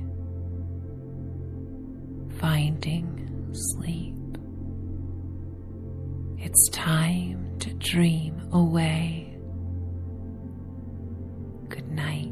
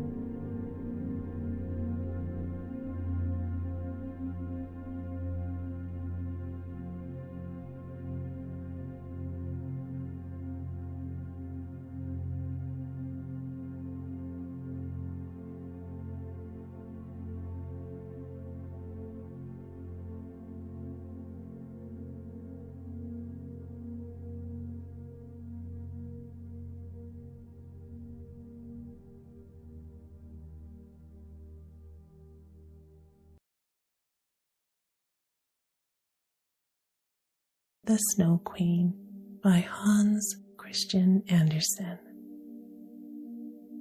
This lovely fairy tale is made up of 7 little stories and is one of Andersen's longest and most famous tales, and has been the inspiration for many books and films, including Disney's Frozen. I hope this soothing story helps you get into a nice sleepy state, helps you relax and let go of the day. So lights out, snuggle under the covers, and when you're ready, we will begin.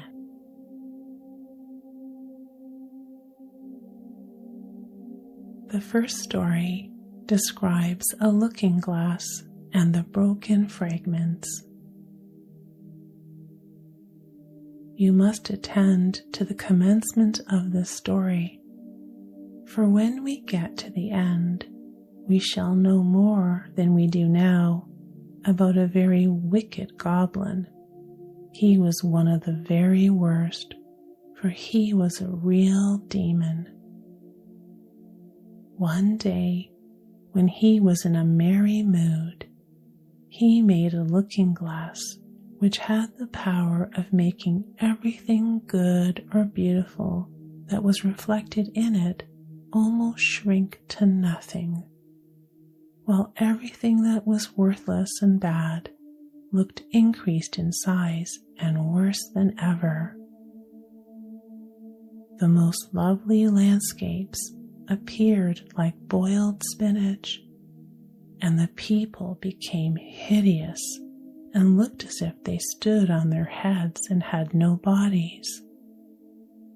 Their countenances were so distorted that no one could recognize them, and even one freckle on the face appeared to spread over the whole of the nose and mouth.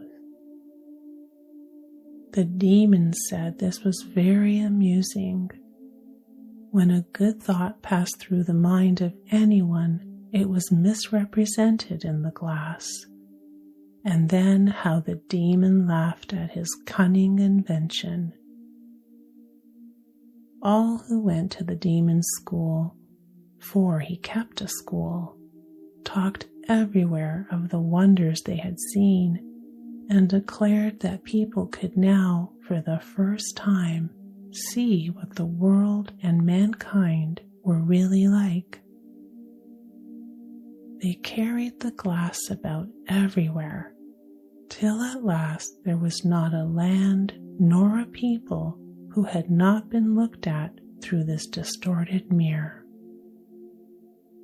They wanted even to fly with it up to heaven to see the angels, but the higher they flew, the more slippery the glass became, and they could scarcely hold it, till at last it slipped from their hands, fell to the earth, and was broken into millions of pieces. But now the looking glass caused more unhappiness than ever, for some of the fragments were not so large as a grain of sand, and they flew about the world into every country.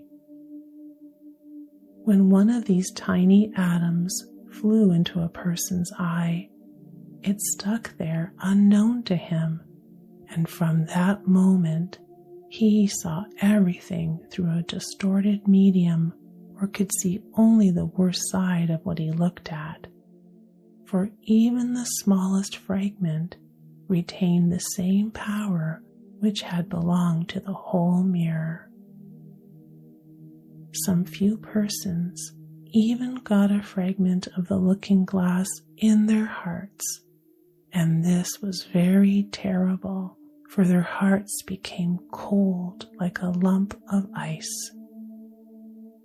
A few of the pieces were so large that they could be used as window panes. It would have been a sad thing to look at their friends through them. Other pieces were made into spectacles. This was dreadful for those who wore them, for they could see nothing either rightly or justly. At all this, the wicked demon laughed till his sides shook. It tickled him to see the mischief he had done.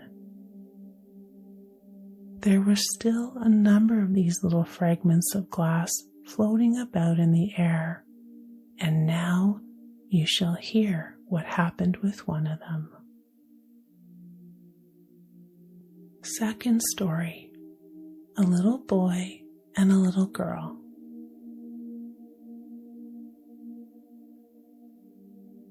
In a large town full of houses and people, there is not room for everybody to have even a little garden. Therefore, they are obliged to be satisfied with a few flowers in flower pots. In one of these large towns lived two poor children who had a garden something larger and better than a few flower pots. They were not brother and sister, but they loved each other almost as much as if they had been. Their parents lived opposite to each other in two garrets, where the roofs of neighboring houses projected out towards each other and the water pipe ran between them. In each house was a little window so that anyone could step across the gutter from one window to the other. The parents of these children had each a large wooden box in which they cultivated kitchen herbs for their own use, and a little rose bush in each box which grew splendidly. Now, after a while, the parents decided to place these two boxes across the water pipe so that they reached from one window to the other and looked like two banks of flowers. Sweet peas drooped over the boxes, and the rose bushes shot forth long branches, which were trained round the windows and clustered together almost like an arch of leaves and flowers. The boxes were very high, and the children knew they must not climb upon them without permission, but they were often, however, allowed to step out together and sit upon their little stools under the rose bushes or play quietly. In winter, all this pleasure came to an end, for the windows were sometimes quite frozen over. But then they would warm copper pennies on the stove and hold the warm pennies against the frozen pane. There would be very soon a little round hole through which they could peep, and the soft bright eyes of the little boy and girl would beam through the hole at each window as they looked at each other. Their names were Kai and Gerda. In summer, they could be together with one jump from the window, but in winter they had to go up and down the long staircase and out through the snow before they could meet. "See, there are the white bees swarming," said Kai's old grandmother one day when it was snowing. "Have they a queen bee?" asked the little boy, for he knew that the real bees had a queen. "To be sure they have," said the grandmother. "She is flying there where the swarm is thickest. She is the largest of them all, and never remains on the earth, but flies up to the dark clouds. Often at midnight she flies through the streets of the town and looks in at the windows. Then the ice freezes on the panes into wonderful shapes that look like flowers and castles." "Yes, I have seen them," said both the children, and they knew it must be true. "Can the Snow Queen come in here?" asked the little girl. "Only let her come," said the boy. "I'll set her on the stove, and then she'll melt." The grandmother smoothed his hair and told him some more tales. One evening, when little Kai was at home, he climbed on a chair by the window and peeped out through the little hole. A few flakes of snow were falling, and one of them, rather larger than the rest, alighted on the edge of one of the flower boxes. This snowflake grew larger and larger, till at last it became the figure of a woman dressed in garments of white gauze, which looked like millions of starry snowflakes linked together. She was fair and beautiful, but made of ice, shining and glittery ice. Still, she was alive, and her eyes sparkled like bright stars, but there was neither peace nor rest in their glance. She nodded towards the window and waved her hand. The little boy was frightened and sprang from the chair. At the same moment, it seemed as if a large bird flew by the window. On the following day, there was a clear frost, and very soon came the spring. The sun shone, the young green leaves burst forth, the swallows built their nests, windows were opened, and the children sat once more in the garden on the roof. How beautiful the roses blossomed this summer.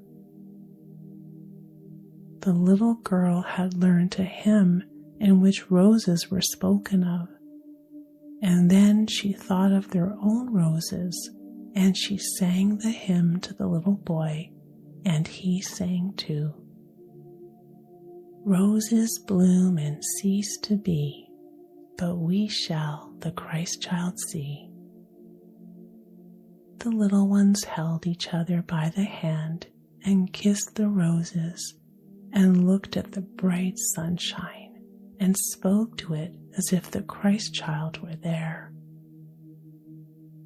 Those were splendid summer days. How beautiful and fresh it was out among the rose bushes, which seemed as if they would never leave off blooming. One day, Kai and Gerda sat looking at a book full of pictures of animals and birds. And then, just as the clock in the church tower struck 12, Kai said, "Oh, something has struck my heart." And soon after, "There is something in my eye." The little girl put her arm round his neck and looked into his eye, but she could see nothing. "I think it's gone," he said. But it was not gone. It was one of those bits of the looking glass, the magic mirror of which we have spoken, which made everything great and good appear small and ugly, while all that was wicked and bad became more visible, and every little fault could be plainly seen. Poor little Kai had also received a small grain in his heart, which very quickly turned to a lump of ice. He felt no more pain, but the glass was there still. "Why do you cry?" said he at last. "It makes you look ugly. There is nothing the matter with me now." "Oh, see," he cried suddenly, "that rose is worm-eaten, and this one is quite crooked. After all, they are ugly roses, just like the box in which they stand, and then he kicked the boxes with his foot and pulled off the 2 roses. "Kai, what are you doing?" cried the little girl. When he saw how frightened she was, he tore off another rose and jumped through his own window away from little Gerda. When she afterwards brought out the picture book, he said it was only fit for babies in long clothes. And when grandmother told any stories, he would interrupt her, or when he could manage it, he would get behind her chair, put on a pair of spectacles, and imitate her very cleverly to make people laugh. By and by, he began to mimic the speech and gait of persons in the street. All that was peculiar or disagreeable in a person he would imitate directly, but it was the piece of glass in his eye and the coldness in his heart that made him act like this. He would even tease little Gerda, who loved him with all her heart. His games, too, were quite different. They were not so childish. One winter's day, when it snowed, he brought out a burning glass. Then he held out the tail of his blue coat and let the snowflakes fall upon it. "Look in this glass, Gerda," said he, and she saw how every flake of snow was magnified and looked like a beautiful flower or a glittering star. "Is it not clever?" said Kai, "and much more interesting than looking at real flowers? There is not a single fault in it, and the snowflakes are quite perfect till they begin to melt." Soon after, Kai made his appearance in large, thick gloves and with his sledge at his back. He called upstairs to Gerda, "I've got to leave to go into the great square where the other boys play and ride." And away he went. In the great square, the boldest among the boys would often tie their sledges to the country people's carts and go with them a good way. But while they were all amusing themselves, and Kai with them, a great sledge came by. It was painted white, and in it sat someone wrapped in a rough white fur and wearing a white cap. The sledge drove twice round the square, and Kai fastened his own little sledge to it so that when it went away, he followed with it. It went faster and faster right through the next street, so Kai sat still and they drove out through the town gate. Then the snow began to fall so heavily that the little boy could not see before him, but still they drove on. Then he suddenly loosened the cord so that the large sled might go on without him, but it was of no use. His little carriage held fast, and away they went like the wind. Then he called out loudly, but nobody heard him, while the snow beat upon him and the sledge flew onwards. Every now and then it gave a jump as if it were going over hedges and ditches. The snowflakes became larger and larger till they appeared like great white chickens. All at once they sprang on one side. The great sledge stopped, and the person who had driven it rose up. The fur and the cap, which were made entirely of snow, fell off, and he saw a lady, tall and white. It was the Snow Queen. "We have driven well," said she, "but why do you tremble? Here, creep into my warm fur." Then she seated him beside her in the sledge, and as she wrapped the fur around him, he felt as if he were sinking into a snowdrift. "Are you still cold?" she asked as she kissed him on the forehead. The kiss was colder than ice. It went quite through to his heart. He felt as if he were going to die, but only for a moment. He soon seemed quite well again and did not notice the cold around him. "My sledge, don't forget my sledge," was his first thought. And then he looked and saw that it was bound fast to one of the white chickens, which flew behind him with the sledge at its back. The Snow Queen kissed little Kai again, and by this time he had forgotten little Gerda, his grandmother, and all at home. "Now you must have no more kisses," she said, "or I should kiss you to death." Kai looked at her and saw that she was so beautiful.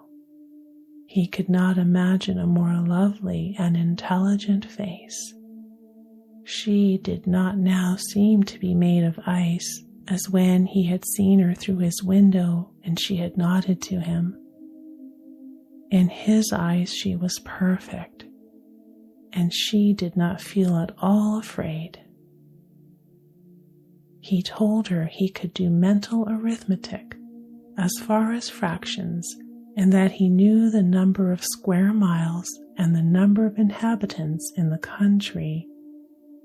And she always smiled so that he thought he did not know enough yet.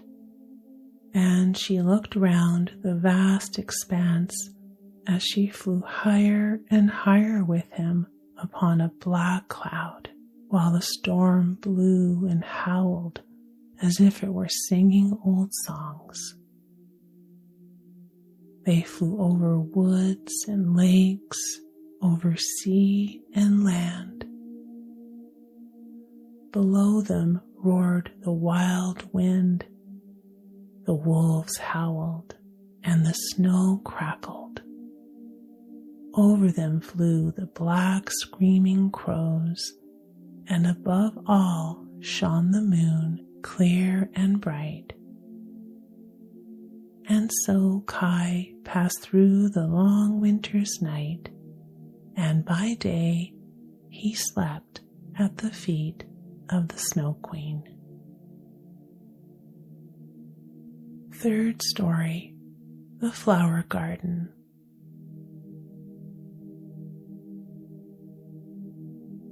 But how fared little Gerda during Kai's absence? What had become of him, no one knew, nor could anyone give the slightest information. Many tears were shed for him, and little Gerda wept bitterly for a long time. She said she knew he must be dead, that he was drowned in the river which flowed close by the school. Oh, indeed, those long winter days were very dreary, but at last spring came with warm sunshine. "Kai is dead and gone," said little Gerda. "I don't believe it," said the sunshine. "He is dead and gone," she said to the sparrows. "We don't believe it," they replied. And at last, little Gerda began to doubt it herself. "I will put on my new red shoes," she said one morning, "those that Kai has never seen, and then I will go down to the river and ask for him." It was quite early when she kissed her old grandmother, who was still asleep, she put on her red shoes and went quite alone out of the town gates toward the river. "Is it true that you have taken my little playmate away from me?" she said to the river. "I will give you my red shoes if you will give them back to me." And it seemed as if the waves nodded to her in a strange manner. Then she took off her red shoes and threw them both into the river. They fell near the bank, and the little waves carried them back to the land. But she thought the shoes had not been thrown out far enough. Then she crept into a boat that lay among the reeds and threw the shoes again from the farther end of the boat into the water, but it was not fastened, and her movement sent it gliding away from the land. When she saw this, she hastened to reach the end of the boat, but before she could so, it was more than a yard from the bank and drifting away faster than ever. Little Gerda was very much frightened and began to cry. Little Gerda sat quite still with only her stockings on her feet. The red shoes floated after her, but she could not reach them because the boat kept so much in advance. The banks on each side of the river were very pretty. There were beautiful flowers, old trees, sloping fields in which cows and sheep were grazing, but not a man to be seen. "Perhaps the river will carry me to little Kai," thought Gerda. And then she became more cheerful and raised her head and looked at the beautiful green banks. And so the boat sailed on for hours. At length she came to a large cherry orchard in which stood a small red house with strange red and blue windows. It had also a thatched roof, and outside were 2 wooden soldiers that presented arms to her as she sailed past. Gerda called out to them, for she thought they were alive, but of course they did not answer. And as the boat drifted nearer to the shore, she saw what they really were. Gerda called still louder, and there came a very old woman out of the house, leaning on a crutch. She wore a large hat to shade her from the sun, and on it were painted all sorts of pretty flowers. "You poor little child," said the old woman. "How did you manage to come all this distance into the wild world on such a rapid rolling stream?" And then the old woman walked in the water, seized the boat with her crutch, drew it to land, and lifted Gerda out. And Gerda was glad to feel herself on dry ground, although she was rather afraid of the strange old woman. "Come and tell me who you are," said she, "and how came you here?" Then Gerda told her everything, and when she had finished, Gerda asked if she had not seen little Kai, and the old woman told her he had not passed by that way. Then she took Gerda by the hand and led her into the little house, and the old woman closed the door. The windows were very high, and as the panes were red, blue, and yellow, the daylight shone through them in all sorts of singular colors. On the table stood beautiful cherries, and Gerda had permission to eat as many as she would. While she was eating them, the old woman combed out her long flaxen ringlets with a golden comb, and the glossy curls hung down on each side of the little round pleasant face, which looked fresh and blooming as a rose. "I have long been wishing for a dear little maiden like you," said the old woman, "and now you must stay with me and see how happily we shall live together." And while she went on combing little Gerda's hair, she thought less and less about Kai, for the old woman could conjure. Although she was not a wicked witch, she conjured only a little for her own amusement. She went into the garden and stretched out her crutch towards all the rose trees, and they immediately sunk into the dark earth so that no one could tell where they had once stood. The old woman was afraid that if little Gerda saw roses, she would think of those at home and run away. Then she took Gerda into the flower garden. How fragrant and beautiful it was! Every flower that could be thought of for every season of the year was here in full bloom. No picture book could have more beautiful colors. Gerda jumped for joy and played till the sun went down behind the tall cherry trees. Then she slept in an elegant bed with red silk pillows embroidered with colored violets, and then she dreamed as pleasantly as a queen on her wedding day.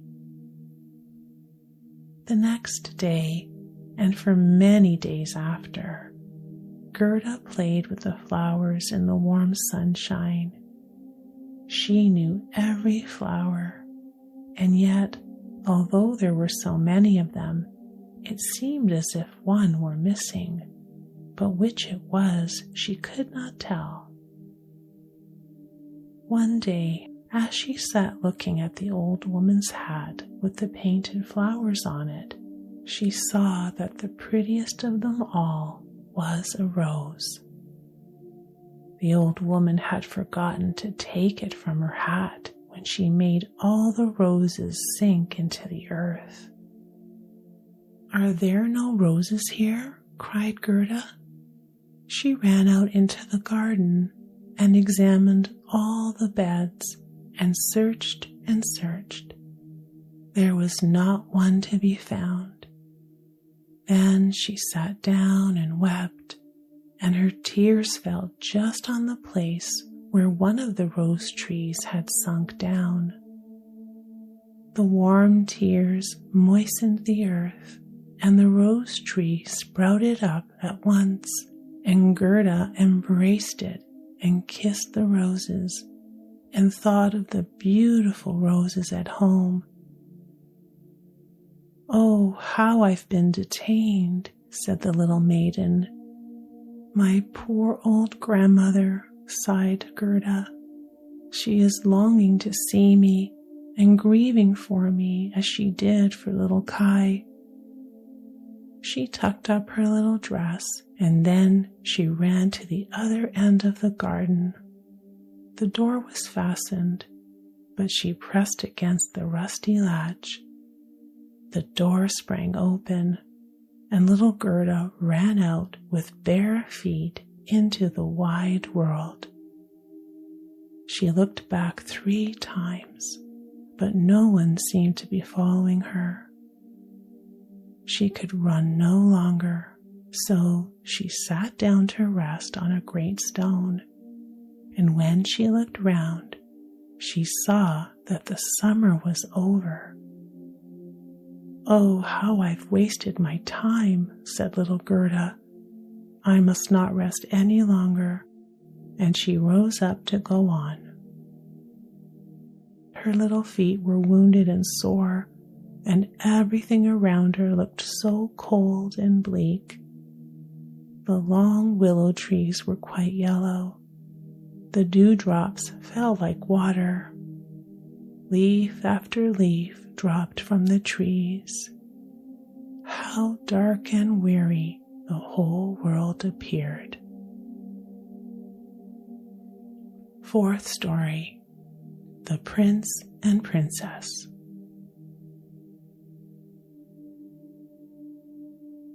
Gerda was obliged to rest again, and just opposite the place where she sat, she saw a great crow come hopping across the snow toward her. He stood looking at her for some time, and then he wagged his head and said, "Caw, caw, good day, good day." And then he asked her where she was going all alone in the wide world. So then she told the crow the whole story of her life and adventures, and asked him if he had seen little Kai. The crow nodded his head very gravely and said, "Perhaps I have. It may be." "Do you think you have?" cried little Gerda, and she kissed the crow and hugged him almost to death with joy. "Gently, gently," said the crow. "I believe I know. I think it may be little Kai, but he has certainly forgotten you by this time for the princess." "Does he live with a princess?" asked Gerda. "Yes," and he told her what he had heard. "In this kingdom where we are now," said he, "there lives a princess who is so wonderfully clever that she has read all the newspapers in the world. A short time ago, as she was sitting on her throne, she determined to marry if she could find a husband who knew what to say when he was spoken to, and not one who could only look grand, for that was so tiresome. "You may believe that every word I tell you is true," said the crow, "for I have a tame sweetheart who goes freely about the palace, and she told me all of this." Newspapers were published immediately with a border of hearts and the initials of the princess among them. They gave notice that every young man who was handsome was free to visit the castle and speak with the princess, and those who could reply loud enough to be heard when spoken to were to make themselves quite at home at the palace. But the one who spoke best would be chosen as a husband for the princess. "Yes, yes, you may believe me. It is all as true as I sit here," said the crow. The people came in crowds. There was a great deal of crushing and running about. There was quite a long line of them reaching from the town gate to the palace. They were hungry and thirsty, for at the palace they did not even get a glass of water. Some of the wisest had taken a few slices of bread and butter with them, but they did not share it with their neighbors. They thought if they went into the princess looking hungry, there would be a better chance for themselves. It was on the third day there came marching cheerfully along to the palace a little person, his eyes sparkling like yours. He had beautiful long hair, but his clothes were very poor. "That was Kai," said Gerda joyfully. "Oh, then I have found him," and she clapped her hands. The rooms were blazing with light. Counselors and ambassadors walked about with bare feet, carrying golden vessels. It was enough to make anyone feel serious. His boots creaked loudly as he walked, and yet he was not at all uneasy. "It must be Kai," said Gerda. "I know he had new boots on, I have heard them creak in Grandmother's room." "They really did creak," said the crow. Yet he went boldly up to the princess herself, who was sitting on a pearl as large as a spinning wheel, and all the ladies of the court were present with their maids, and all the cavaliers and their servants. They all stood in circles round the princess. Did Kai win the princess? He was quite free and agreeable, and said he had not come to woo the princess, but to hear her wisdom, and he was as pleased with her as she was with him. "Oh, certainly that was Kai," said Gerda. "He was so clever. He could work mental arithmetic and fractions." "Will you take me to the palace?" "It is very easy to ask that," replied the crow, "but how are we to manage it?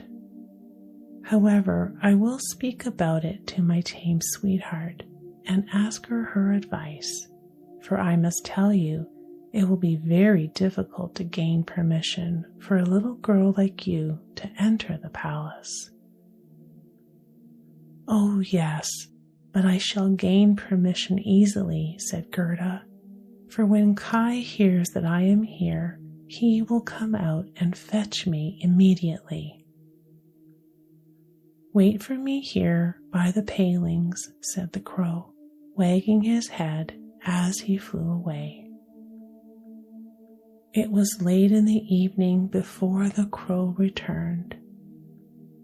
"It is not possible for you to enter the palace by the front entrance. The guards in silver uniform and the servants would not allow it. But do not cry. We will manage to get you in.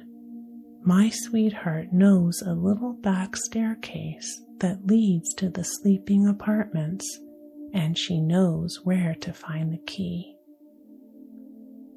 They went into the garden through the great avenue where the leaves were falling one after another, and they could see the light in the palace being put out in the same manner.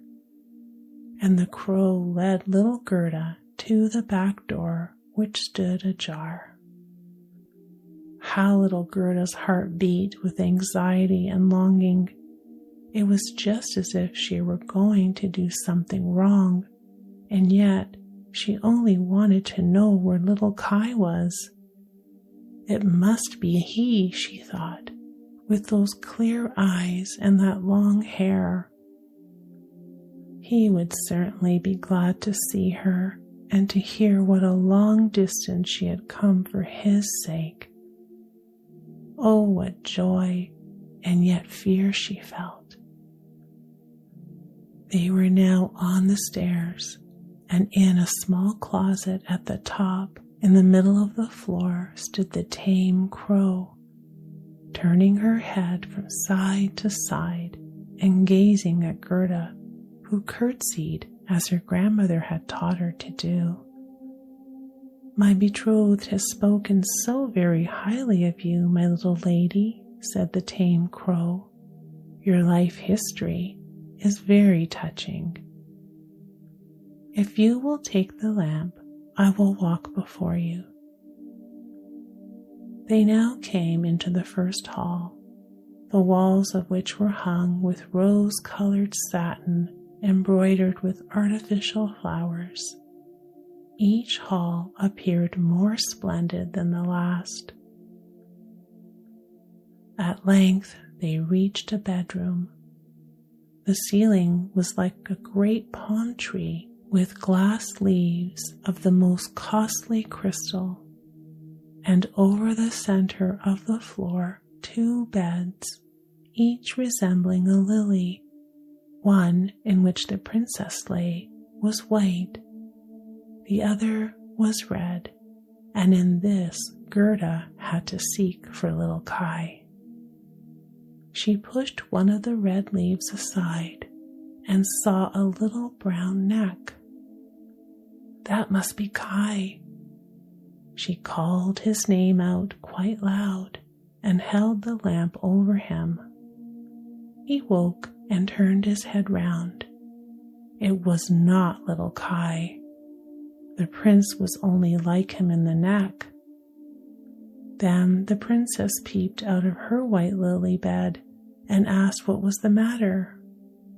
Little Gerda wept and told her story and all that the crows had done to help her. "You poor child," said the prince and princess. And then the prince got out of his bed and gave it up to Gerda. Then she closed her eyes and fell into a sweet sleep. The following day she was dressed from head to foot in silk and velvet, and they invited her to stay at the palace for a few days, but she only begged for a pair of boots and a little carriage and a horse to draw it, so that she might go into the wide world to seek for Kai. And she obtained not only boots, but also a muff, and she was neatly dressed. And when she was ready to go, there at the door she found a coach made of pure gold, with the coat of arms of the prince and princess shining upon it like a star, and the coachmen, footmen, and outriders all wearing golden crowns on their heads.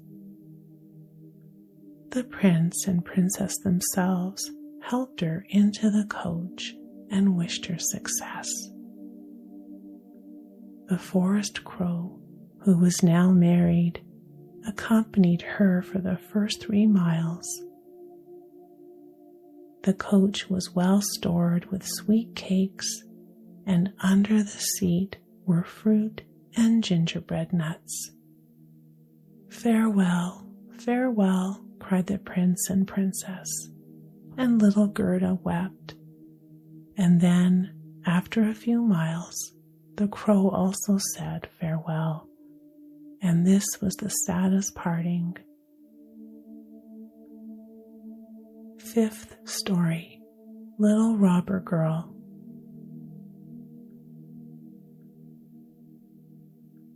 The coach drove on through a thick forest, where it lighted up the way like a torch and dazzled the eyes of some robbers who could not bear to let it pass them.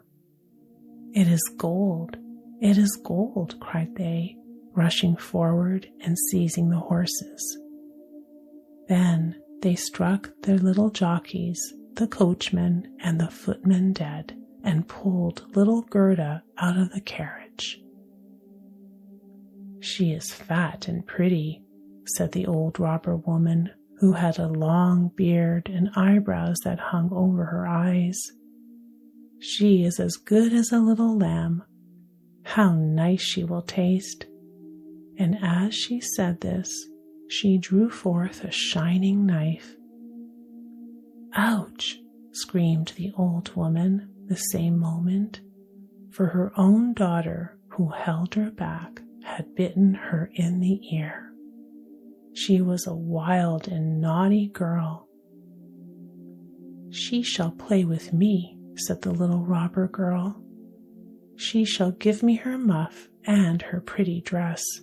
And then she bit her mother again and made her spring in the air and jump about. "I will have a ride in the coach," said the little robber girl. She and Gerda seated themselves in the coach and drove away over stumps and stones into the depths of the forest. The little robber girl was about the same size as Gerda, but stronger. She had broader shoulders and a darker skin. Her eyes were quite black, and she had a mournful look. "I suppose you are a princess?" "No," said Gerda, and then she told her whole story and how fond she was of little Kai. The robber girl looked earnestly at her, and then she wiped Gerda's eyes and stuck her own hands in the beautiful muff, which was so soft and warm. The coach stopped in the courtyard of a robber's castle, the walls of which were cracked from top to bottom. Ravens and crows flew in and out of the holes and crevices, while great bulldogs were jumping about. In the large and smoky hall, a bright fire was burning on the stone floor. Soup was boiling in a large cauldron, and hares and rabbits were roasting on the spit. "You shall sleep with me and all my little animals tonight," said the robber girl after they had had something to eat and drink. So she took Gerda to a corner of the hall where some straw and carpets were laid down. Above them were more than 100 pigeons who all seemed to be asleep. "These all belong to me," said the robber girl. "And here is my old sweetheart, Ba," and she dragged out a reindeer by the horn. He wore a bright copper ring round his neck and was tied up. We are obliged to hold him tight too, or else he would run away from us also. But now tell me again all about little Kai and why you went into the world." Gerda repeated her story over again. The little robber girl was soon fast asleep, but Gerda could not close her eyes at all. She knew not whether she was to live or die. The robbers sat round the fire, singing and drinking, and the old woman stumbled about. Then the wood pigeon said, "Coo, coo, we have seen little Kai. A white fowl carried his sledge, and he sat in the carriage of the Snow Queen, which drove through the wood while we were lying in our nest. She blew upon us, and all the young ones died. Coo, coo." "What are you saying up there?" cried Gerda. "Where was the Snow Queen going? Do you know anything about it?" "She was most likely traveling to Lapland, where there is always snow and ice. Ask the reindeer that is fastened up with the rope." "Yes, there is always snow and ice," said the reindeer, "and it is a glorious place. You can leap and run about freely on the sparkling ice plains. The Snow Queen has her summer tent there, but her strong castle is at the North Pole on an island called Spitzbergen." "Oh, Kai, little Kai," sighed Gerda. In the morning, Gerda told her all that the wood pigeons had said, and the little robber girl looked quite serious and nodded her head and said, "Do you know where Lapland is?" she asked the reindeer. "Who should know better than I do?" said the animal, while his eyes sparkled. "I was born and brought up there, and used to run about the snow-covered plains." "Now listen," said the robber girl. "Only Mother is here, but at noon she always drinks out of a great bottle, and afterwards sleeps for a little while, and then I'll do something for you." When the mother had drunk out of the bottle and was gone to sleep, the little robber maiden went to the reindeer and said, "I will untie your cord and set you free so that you may run away to Lapland, but you must make good use of your legs and carry this little maiden to the castle of the Snow Queen." The reindeer jumped for joy, and the little robber girl lifted Gerda on his back. "Here are your fur boots for you," said she, "for it will be very cold." Gerda wept for joy. "I don't like to see you fret," said the little robber girl. "You ought to look quite happy now, and here are 2 loaves and a ham, so that you need not starve."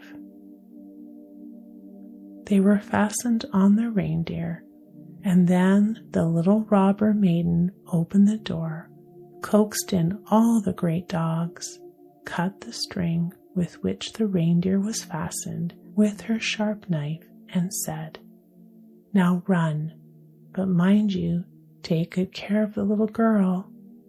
And then Gerda stretched out her hand with the great mitten on it and said, "Farewell," and away flew the reindeer over stumps and stones, through the great forest, over marshes and plains, as quickly as he could. The wolves howled, and the ravens screamed, while up in the sky quivered red lights like flames of fire. "There are my northern lights," said the reindeer. "See how they flash?" And he ran on day and night, still faster and faster, but the loaves and ham were all eaten by the time they reached Lapland. 6th story: The Lapland Woman and the Finland Woman.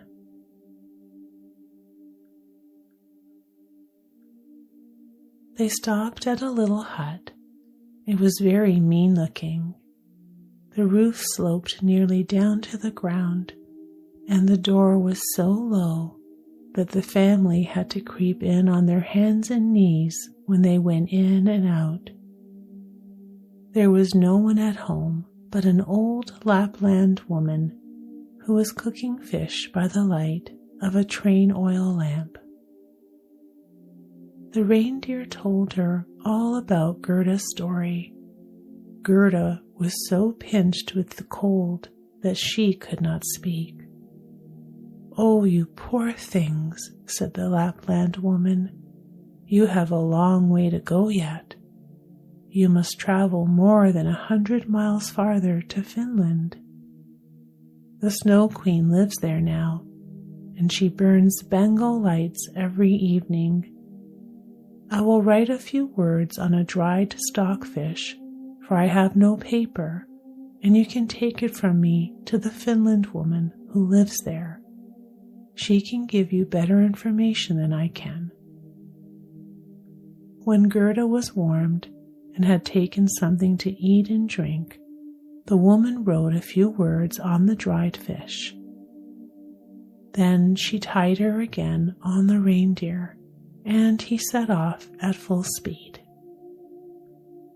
Flash, flash went the beautiful blue northern lights in the air the whole night long, and at length they reached Finland and knocked at the chimney of the Finland woman's hut, for it had no door above the ground. They crept in, but it was so terribly hot inside that the woman wore scarcely any clothes. She was small and very dirty looking. She loosened little Gerda's dress and took off her fur boots and the mittens, or Gerda would have been unable to bear the heat. And then she placed a piece of ice on the reindeer's head and read what was written on the dried fish. The reindeer told his own story first, and then little Gerda's, and the woman twinkled with her clever eyes, but she said nothing. "You are so clever," said the reindeer. "Cannot you give this little maiden something to overcome the Snow Queen?" She went to a shelf and took down and unrolled a large skin on which was inscribed wonderful characters and she read till perspiration ran down her forehead. But the reindeer begged so hard for little Gerda, and Gerda looked at the Finland woman with such beseeching, tearful eyes. So she drew the reindeer into a corner and whispered to him, "Little Kai is really with the Snow Queen, but he finds everything there so much to his taste and his liking that he believes it is the finest place in the world. But this is because he has a piece of broken glass in his heart and a little piece of glass in his eye. These must be taken out, or he will never be a human being again, and the Snow Queen will retain her power over him. But can you not give little Gerda something to help her conquer this power?" "I can give her no greater power than she already has," said the woman. "Don't you see how strong that is? How men and animals are obliged to serve her, and how well she has got through the world, barefooted as she is? She cannot receive any power from me greater than she now has, which consists in her own purity and innocence of heart. If she cannot herself obtain access to the Snow Queen and remove the glass fragments from little Kai, we can do nothing to help her." 2 miles from here, the Snow Queen's garden begins. You can carry the little girl so far and set her down by the large bush which stands in the snow, covered with red berries. Do not stay gossiping, but come back here as quickly as you can." Then the Finland woman lifted little Gerda upon the reindeer, and he ran away with her as quickly as he could. "Oh, I have forgotten my boots and my mittens," cried little Gerda as soon as she felt the cutting cold. But the reindeer dared not stop, so he ran on till he reached the bush with the red berries. Here he set Gerda down, and he kissed her, and the great bright tears trickled over the animal's cheeks. Then he left her and ran back as fast as he could. There stood poor Gerda, without shoes, without gloves, in the midst of cold, dreary, ice-bound Finland. She ran forwards as quickly as she could, when a whole regiment of snowflakes came round her. They did not, however, fall from the sky, which was quite clear and glittering with the northern lights.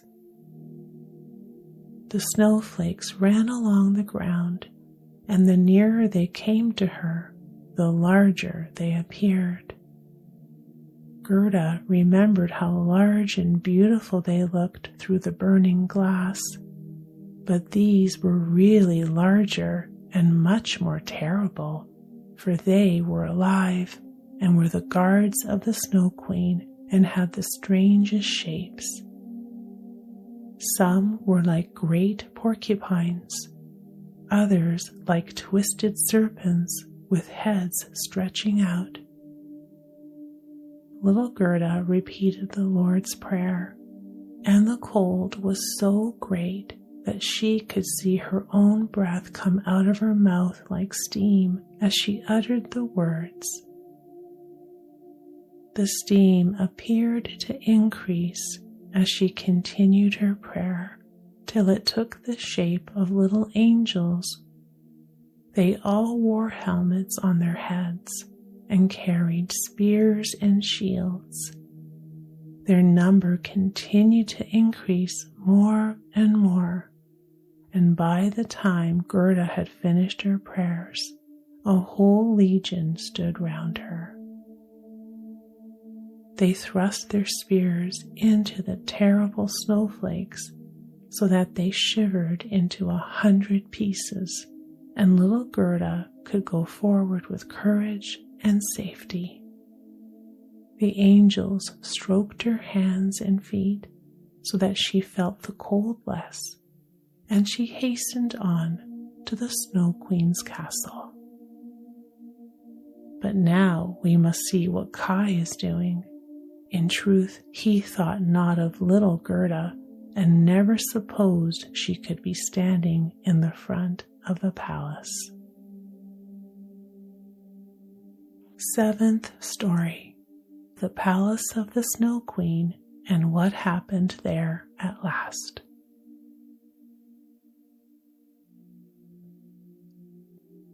The walls of the palace were formed of drifted snow, and the windows and doors of the cutting winds. There were more than 100 rooms in it, all as if they had been formed with snow blown together. The largest of them extended for several miles. They were all lighted by the vivid northern lights, and they were so large and empty. Vast and cold were the halls of the Snow Queen. The flickering flame of the northern lights could be plainly seen from every part of the castle. In the midst of its empty, endless hall of snow was a frozen lake, broken on its surface into 1,000 forms. Each piece resembled another, from being in itself perfect as a work of art, and in the center of this lake sat the Snow Queen. Little Kai was quite blue with cold, indeed almost black, but he did not feel it, for the Snow Queen had kissed away the icy shiverings, and his heart was already a lump of ice. He dragged some sharp, flat pieces of ice to and fro and placed them together in all kinds of positions, just as we try to form various figures with little tablets of wood, which we call a Chinese puzzle. Kai's fingers were very artistic. It was the icy game of reason at which he played, and in his eyes the figures were very remarkable and of the highest importance. This opinion was owing to the piece of glass still sticking in his eye. He composed many complete figures, forming different words, but there was one word he never could manage to form. It was the word eternity. The Snow Queen had said to him, "When you can find out this, you shall be your own master, and I will give you the whole world and a new pair of skates." But he could not accomplish it. "Now I must hasten away to warmer countries," said the Snow Queen. "I will go and look into the black craters of the tops of the burning mountains, Etna and Vesuvius as they are called. I shall make them look white, which will be good for them, and for the lemons and the grapes." And away flew the Snow Queen, leaving little Kai quite alone in the great hall. So he sat and looked at his pieces of ice, and was thinking so deeply and sat so still that anyone might have supposed he was frozen. Just at this moment, it happened that little Gerda came through the great door of the castle. Cutting winds were raging around her, but she offered up a prayer, and the winds sank down as if they were going to sleep, and she went on till she came to the large empty hall and caught sight of Kai. She flew to him and threw her arms round his neck and held him fast, while she exclaimed, "Kai, dear little Kai, I have found you at last." But he sat quite still, stiff and cold. Little Gerda wept hot tears, which fell on his breast and penetrated into his heart and thawed the lump of ice and washed away the little piece of glass which had stuck there. Then he looked at her, and she sang, "Roses bloom and cease to be, but we shall the Christ child see." Kai burst into tears, and he wept so that the splinter of glass swam out of his eye. Then he recognized Gerda and said joyfully, "Gerda, dear little Gerda, where have you been all this time, and where have I been?" And he looked all around him and said, "How cold it is, and how large and empty it all looks." And he clung to Gerda, and she laughed and wept for joy. It was so pleasing to see them that the pieces of ice even danced about. Then Gerda kissed his cheeks, and they became blooming, and she kissed his eyes, and they shone like her own. She kissed his hands and his feet, and then he became quite healthy and cheerful. Then they took each other by the hand and went forth from the great palace of ice. They spoke of the grandmother and of the roses on the roof, and as they went on, the winds were at rest, and the sun burst forth. When they arrived at the bush with red berries, there stood the reindeer waiting for them, and he had brought another young reindeer with him. Then they carried Kai and Gerda first to the Finland woman, where they warmed themselves in the hot room. Next, they went to the Lapland woman, who had made some new clothes for them and put their sleighs in order. Both the reindeer ran by their side and followed them as far as the boundaries of the country where the first green leaves were budding, and here they took leave of the two reindeer and all said farewell. The birds began to twitter, and the forest too was full of green young leaves, and out of it came a beautiful horse which Gerda remembered, for it was one which had drawn the golden coach. A young girl was riding upon it, with a shining red cap on her head and pistols in her belt.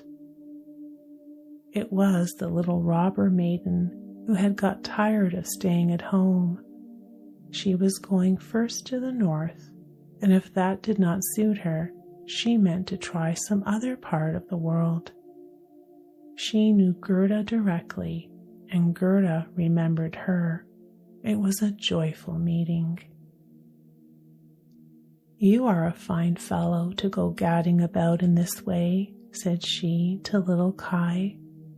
"I should like to know whether you deserve that anyone should go to the end of the world to find you."